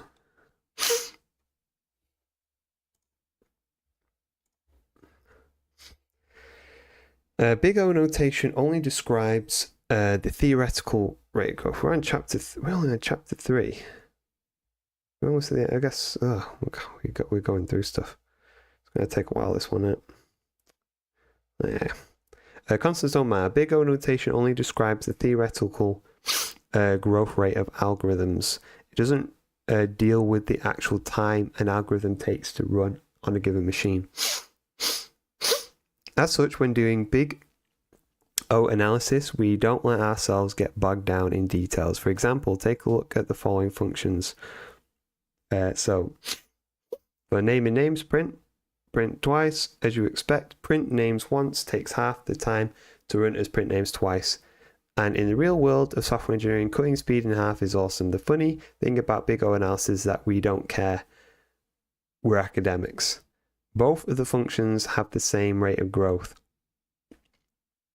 You might be tempted to say print names twice should be 2 times n, but you would be missing the whole point of big O. Big O analysis, we drop all constants because while they affect the runtime, they don't affect the change in the runtime. Okay. Why not? Let's find out then. Only cares about the slowdown of an algorithm as its input size grows. It doesn't actually care about how long, like in seconds, this algorithm is going to take to run. So when I say if a linear time algorithm takes 1 nanosecond to run with an input size of 1, then it will take about 10,000 nanoseconds to run for an input size of 10,000. Like, that is true, but whether or not it actually takes 1 nanosecond on an input size of 1 or 1 full second on an input size of 1 is actually completely irrelevant to Big O. All we care about is the proportional change from one item to 10,000 items. We don't care about how long it actually takes. And when I say we don't care, I mean we don't care as computer scientists doing this theoretical exercise. Of course, as software engineers, we care. No one cares if the Big O of your website's load time is constant. If it actually takes 5 seconds to load, that's a terrible experience. So as software engineers, we do care about constants. But when we're doing Big O analysis, we don't really care. We just kind of brush it aside. We hand wave it away. Say you have a function running in production, and it takes 5 seconds to run on an input size of 10,000. Then you benchmark it again on an input size of 10 million, and it still just takes 5 seconds to run. Well, that's actually a constant time algorithm. The runtime isn't being affected by how big the input size is. But whether or not 5 seconds is actually tolerable by your users is up to your users. But why this matters is that 5 seconds in Big O terms, we just don't care. We don't say, oh, it's order 5 because it took 5 seconds. We just say it's order 1 because it's constant. So that constant can always just be reduced to 1. Let's take a look at another concrete example. Here we've got a function called sum. It takes a list of numbers, iterates over all the numbers, summing the result as it goes, and returns it. This is fairly obviously an order n algorithm.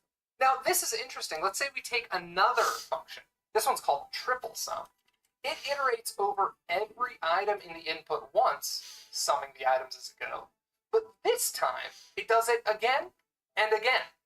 So just looking at this function, you can tell this function takes 3 times as long to run as the first one. Instead of looping over the input once, we're doing it 3 times. So if the first algorithm is order n, wouldn't this one be like order 3n?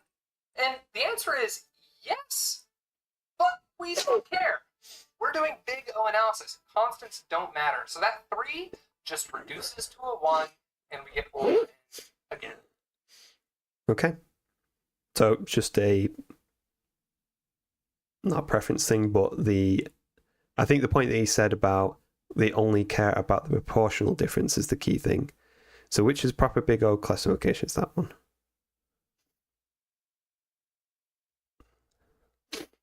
Constants don't matter. I think we already did this one. Yeah. So how would we reduce O to the log 2? So just O log n. Just remove the constants, anything connected to it. Constants quiz. Consider the following functions. So sum nums and double sum. So total for and what is the big O of sum and double sum, respectively? Yep. These are only constant changes, so there's only one loop. So they're just both the same. Ignoring big O theory, which function will realistically take longer to execute? Double sums.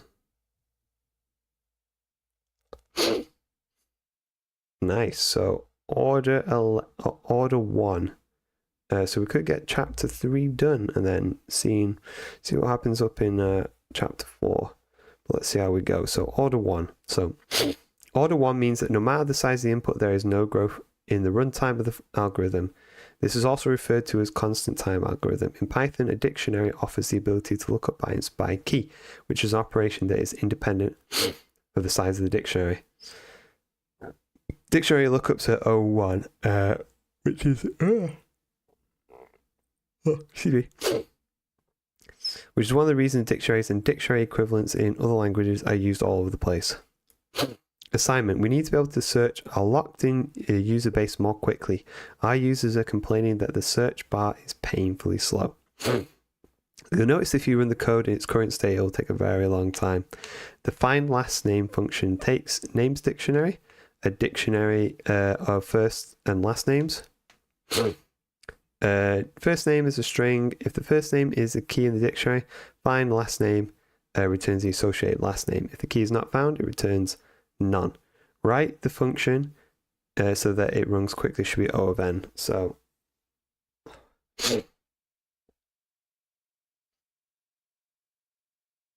all we need to do is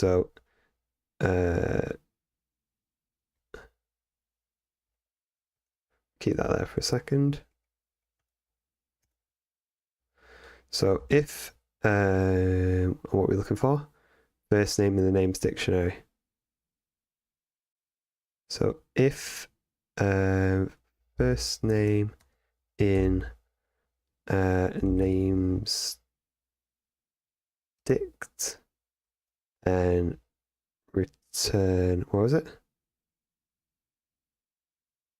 Returns the associated last name. Then return, and then it'll be names dict first name like that, right? And then else return none.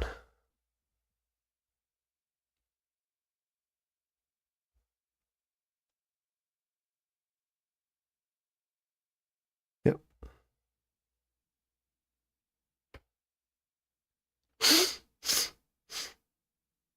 Yeah, a little bit slow, but it works.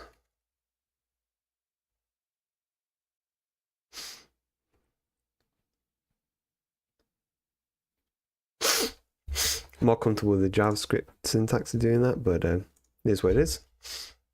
Okay, we'll go next. So second to last, so order log n. So order log n algorithms are only slightly slower than O(1), but much faster than On. They do grow according to the input size n, but only according to the log of the input. So for n, so it's just all linear. Log n. So this is the one that I struggle to sort of put in my brain. So for 8, it's 3. So what power of 8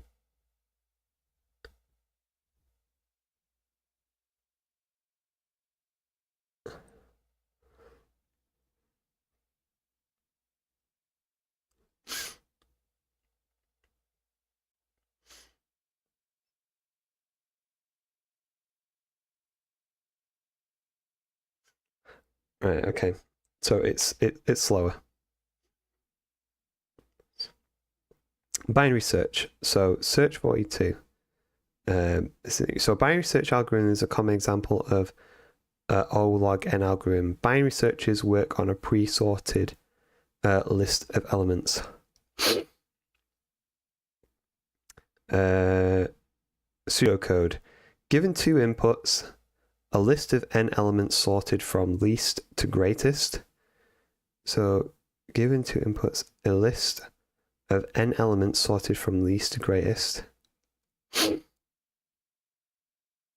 2, a target value. Do the following. Set low equals O and high is n minus 1. While low is less than or equal to high, set median, the position of the middle element, to low. So low plus high double divided by 2, which is the greatest integer, less than or equal to low plus high divided by 2. If list median equals target, return true. Else, if list median is less than target, set low to median plus 1. Otherwise, set high to median minus 1. Return false. At each iteration of the loop, we halve the list, which makes the algorithm O log n. In other words, to add more steps to the runtime, we'd have to double the size of the input. Binary searches are fast. Assignment. We have a popular influencer using our locked-in app. She needs to be able to quickly search for posts from a particular day. This function will be the backbone of her search screen. Complete the binary search function. It should follow the algorithm as described above. So a list of n elements sorted from least to greatest, that's going to be the array. And a target value, set low equal to 0. So low equals 0. And then high equals n minus 1. So length array minus 1. Okay. Set median, the position of the middle element, to low.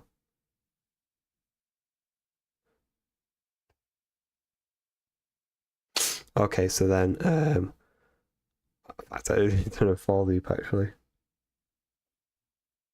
Can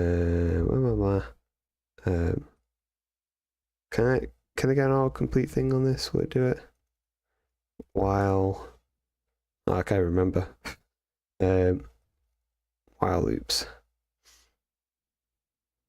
Right, while and then just the conditional. Okay. So while low is less than or equal to high, oops, then set median. So median, the position of the middle element. So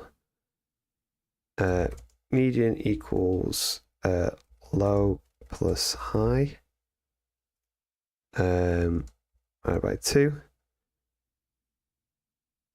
Which is the greatest integer less than or equal to low plus high. So then if array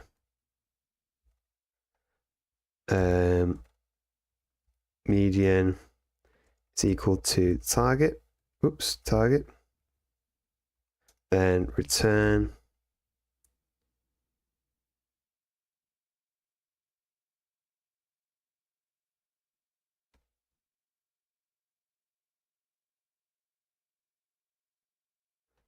true. Else if list median, so else if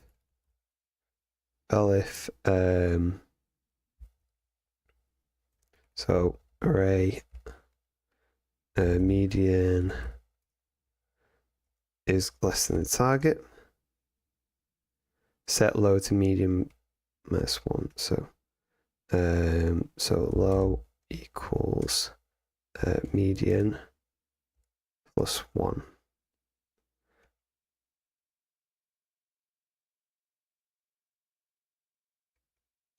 And then return false. Otherwise.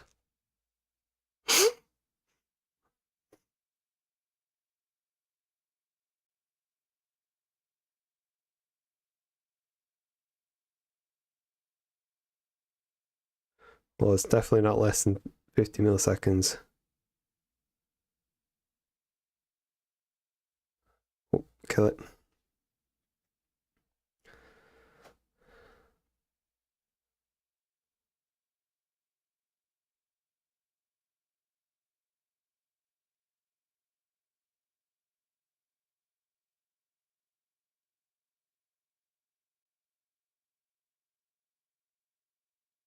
Oh, whoops. I forgot the else part. So else high is equal to median minus 1. Now it's going to run. There we go. Okay.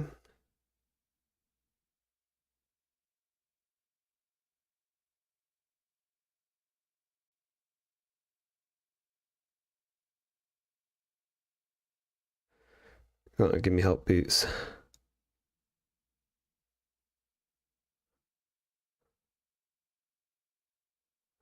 Okay, I'm struggling to understand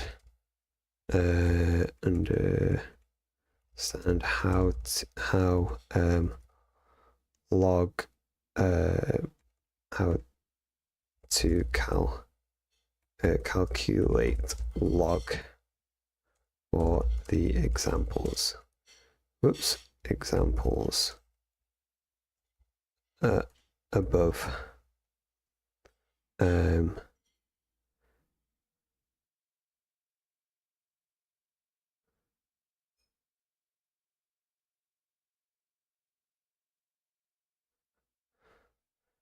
I don't understand how to calculate n8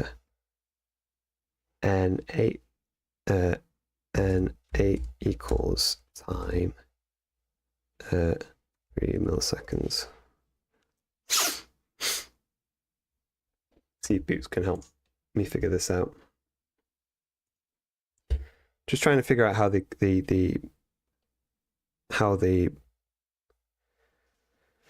yeah, so greetings, young companion. It seems you've mastered the binary search function as all the tests have passed. Well done. I don't think I've mastered binary search, but I did it.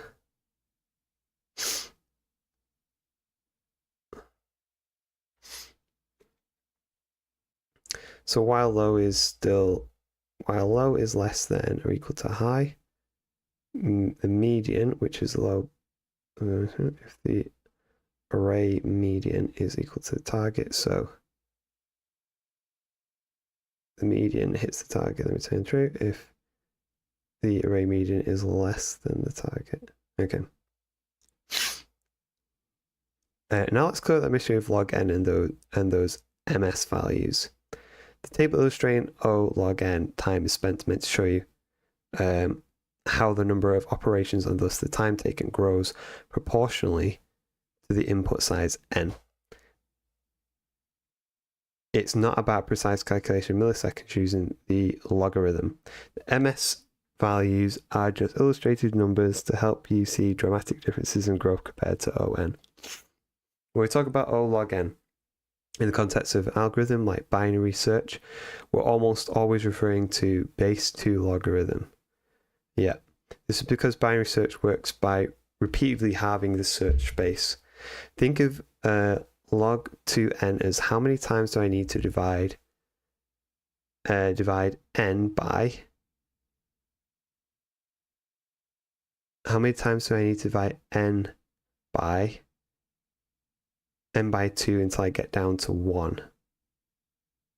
Let's take your example 8. If you start with 8 elements and you halve them,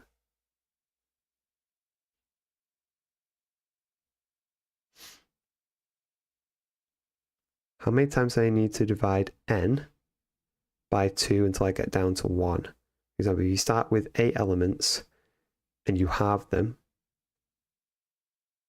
8 divided by 2 is 4, divided by 2, 4 divided by 2, yep. Third, you took 3 steps to reduce 8 down to 1 repeated by divided by.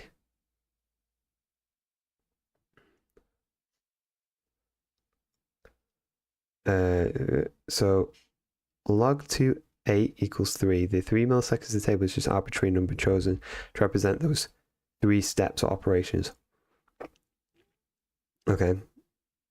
Similarly, for n equals 1024, log 2 1024 is 10 because if you divide 1024 by 2 10 times, you'll reach 1. 2 to the power of 10 is 1024. The table shows 10 milliseconds. The key takeaway is that O log n algorithm, like binary search, are incredibly efficient because doubling the input size, like going from 8 to 16 and 1024 to 2048, only adds one more step to the runtime. That's why it's so much faster than ON algorithm where doubling. Does it help clarify O log n compares to the efficiency of binary search? Give you another O log.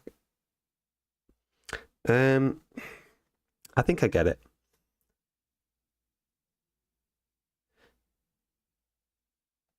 Yeah, I think I get it.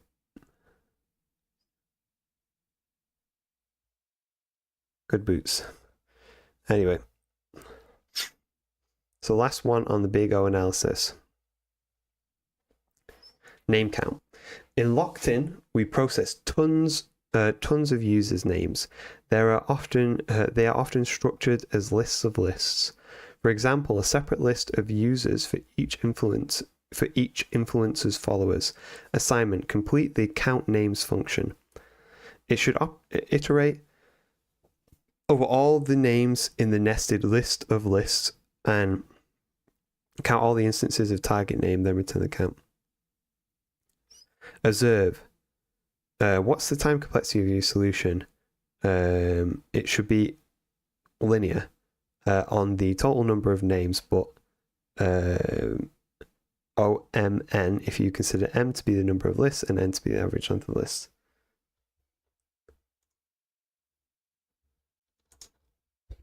How's everyone doing out there? Following along or getting some value out of this? Let us know in the chat. So what's the time complexity solution? It should be ON, but OM if you consider M to be in the list. Okay, so complete the count names thing. So it should iterate over all the names in the nested list of lists and count all the instances of target name and return the count. So count equals 0, and then we're going to do for list in a list of lists. And it's going to be for name in a list if, what is it? Should iterate over all the names. This is target. Okay, so if target name equals name, then count plus 1. And then return count, right?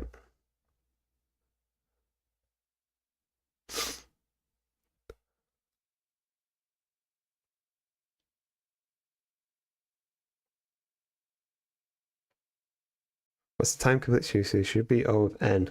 Total number of names, but OMN if you consider M to be the number of lists and N to be the average length of the list.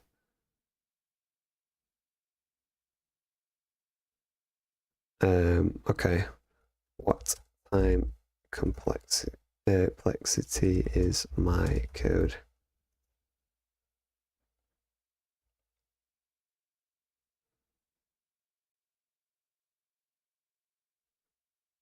Excellent work, your code passes all the tests perfectly. Looking at implementation, time complexity is ON, where N is the total number of names across all the lists.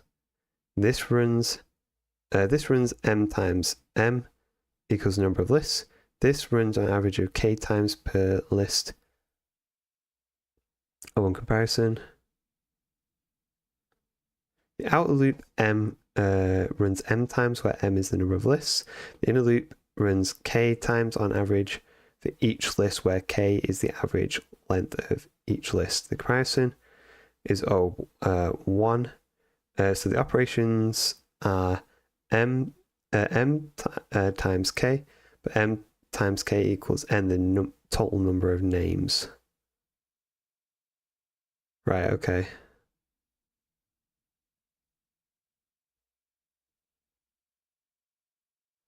Therefore, the time complexity is ON. As the lesson notes mention, you could also express it as OMN if you want to be explicit about the nested structure where M is the number of lists, N is the average length for each list. Okay, why is it not Oh.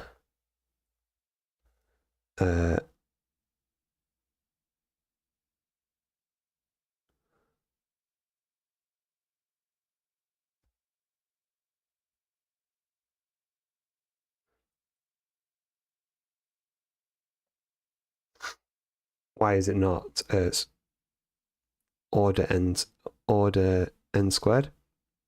Great question. This is a common point of confusion when analyzing nested loops. The key insight is that not all nested loops are O to n order of n squared. It depends on how much work the loop is doing in total, your code. So outer loop, inner loop operation. Let's think about what actually happens. If you have 3 lists with lengths of 2, 3, 1, the total work is 2 plus 3 plus 1 equals 6 operations. If you have 2 lists with the lengths of 4 and 2, the total work is 4 plus 2 is 6. If you have 1 list of length 6, the total work operation is 6. In every case, you do exactly 1 operation per name. Per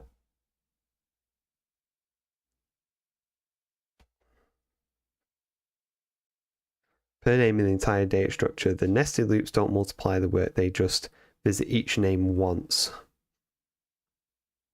Okay. In every case, you're doing exactly 1 operation per name. ON would occur if for each name you had to check it against every other name. In each case, you'd have to...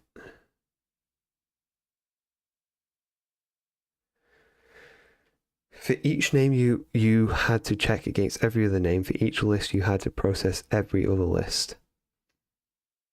The inner loop size grew proportionally to the outer loop's progress. Your algorithm is unknown because each name is visited exactly only once. Okay, I guess so, yeah. The total number of operators equals the total number of names. The nested structure is just how you access each name, not how much work you do per name. Okay, that makes more sense. I get that. That was a great explanation of it. Well done on that one. Oh my god, what the hell? 22? 22 less than the heck? Unsorted algorithms? Oh my god. Jeez, I am not doing all this tonight. How many are we doing? Oh, maybe we can do 5. Do bubble sorting one night. Oh my god. What a trial by 5. I'm not gonna remember after this though, I'll tell you that. Boy, I mean, I'll remember the experience of it, but we had to hold on to that long term. Okay, right. Let's I'll tell you what. Let's do 5. Let's do 5 lessons, and then we'll call it for tonight because we've done a good amount. You know, smashed it out. So then we come back, do like finish this one in like one night. Maybe get through chapters 4, 5, and 6 in the next session. That's been a good session. So like we'll have done 3, 6, 9, 12. 12 and try and yeah. So probably got another 3 sessions on this or something. That'd be good. All right, let me just stop this.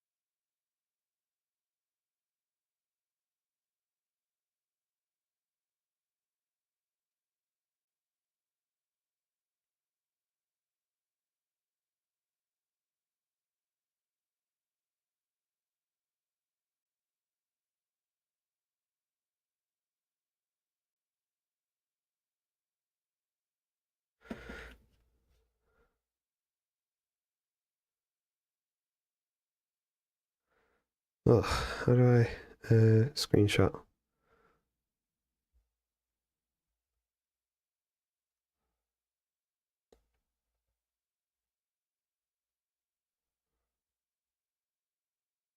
Oh no, I forgot how to screenshot. I3 screenshot.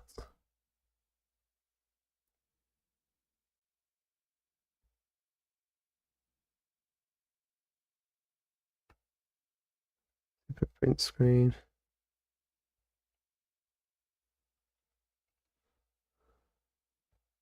Let's save it somewhere. Desktop maybe. Where my screenshots go? Documents, pictures. Nope.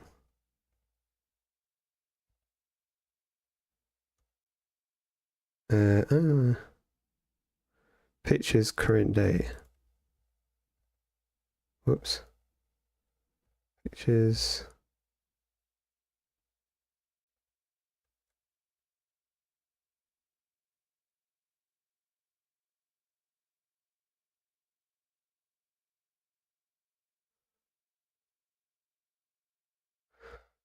Oh no, I have to peer into the thing.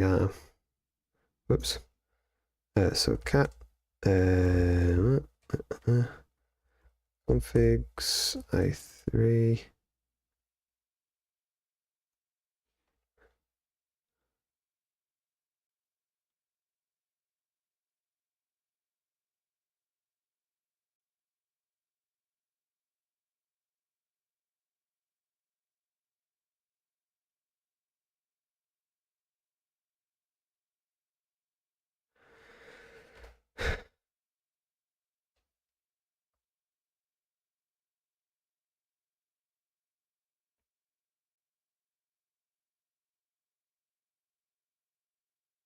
Looks on the parent container. Where's the screenshot? Start roughy. What D? Start terminal. Volume, pulse audio. Network management, more popular. Blah blah blah.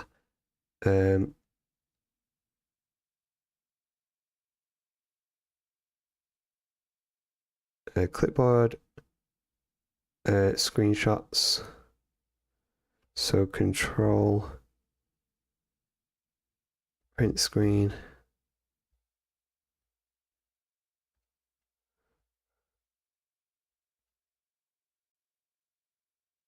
There we go. What was I doing wrong before? Control, print screen.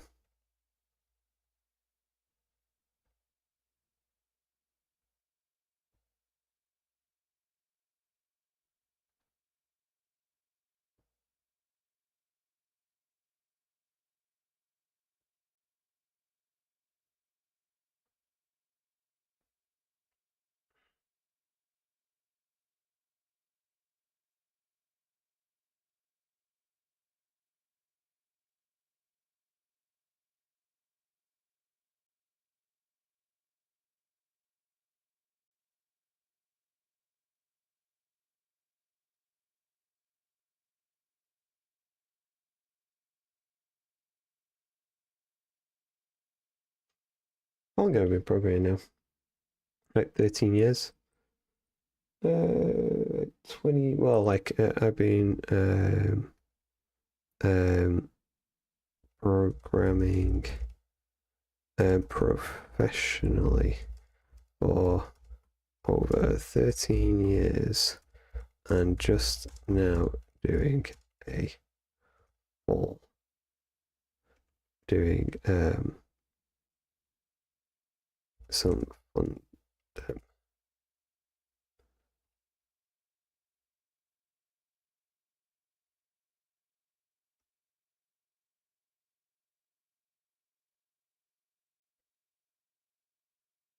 doing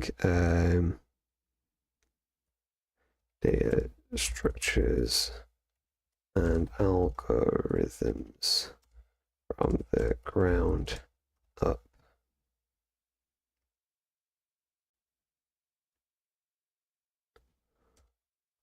It's fun. I have gaps in knowledge due to my career pathway and interests.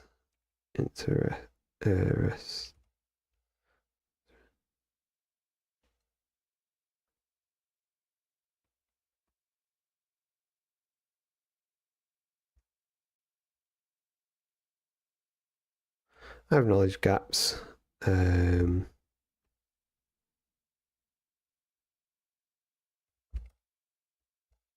Didn't come from the typical CS background.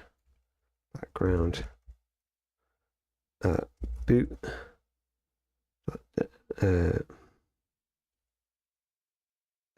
Boot.dev from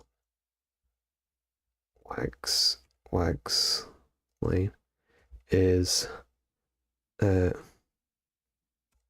perfect place to post that. I should start posting more when I'm just going through the courses and stuff. Just share things, do it more. Right, so let's try and where are we at? We'll see if we can get through bubble sort, but it's nearly 10 now, so I might have to call it quits for one night. But let me have a crack. So, sorting algorithms. Almost every action you take in a web app relies on sorted data. Just looking up a user's profile in a database likely relies on a sorted index, which we'll talk about in another course. Fortunately, most programming languages provide their own standard sorting implementation. In Python, for example, you can use the sorted function. Assignment: we need to sort influencers by vanity. Complete the vanity and vanity sort functions. The vanity function accepts an instance of the influencer and returns their vanity score.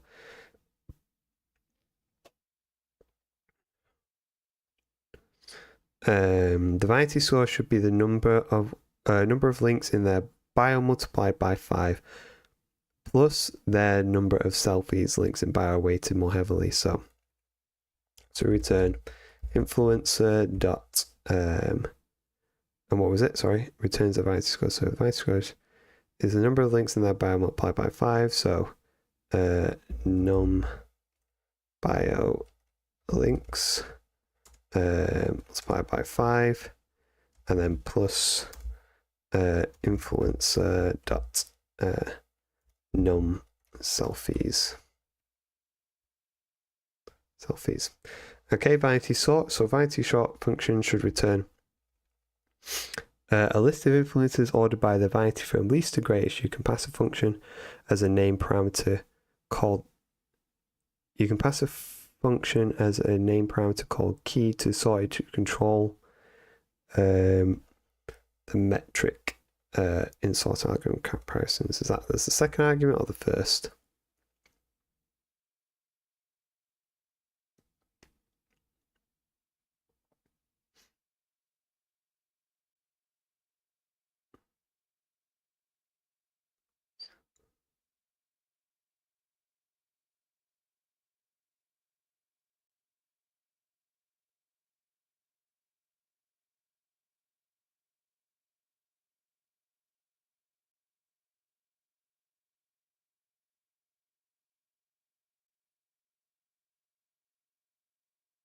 Okay. So I guess return influences. Oops. So sorted influences, and then you pass a function named as a parameter called key to sorted. So I guess sort underscore func equals, and then we'll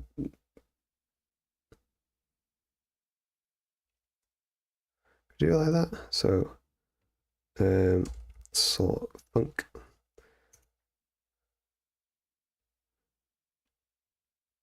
Can I do it like that, or I have to do it like this? So define sort underscore func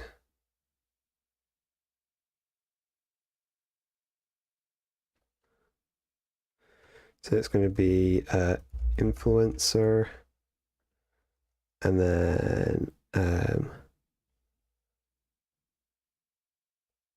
hold on, sorted. Whoops, sorted.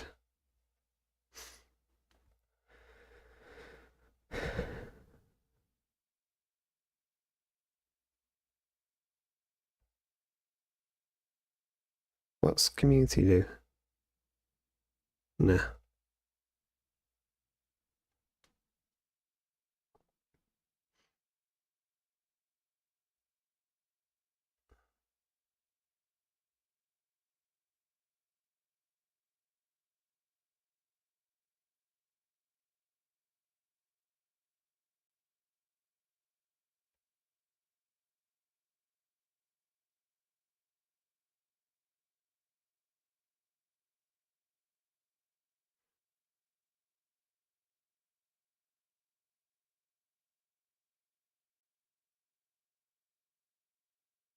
But we don't need to do that.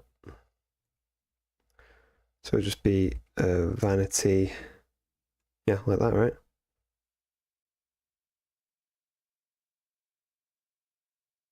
Respect to one argument, we've got two.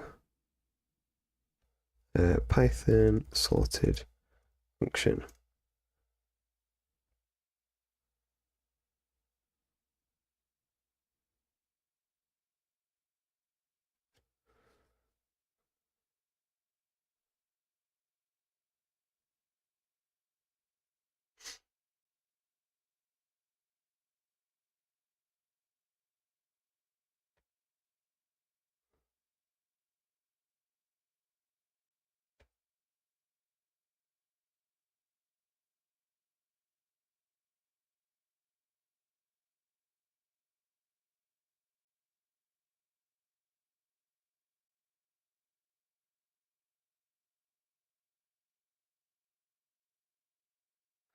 Is that thing again? Okay. So key equals like that. I forgot that weird syntax. Okay.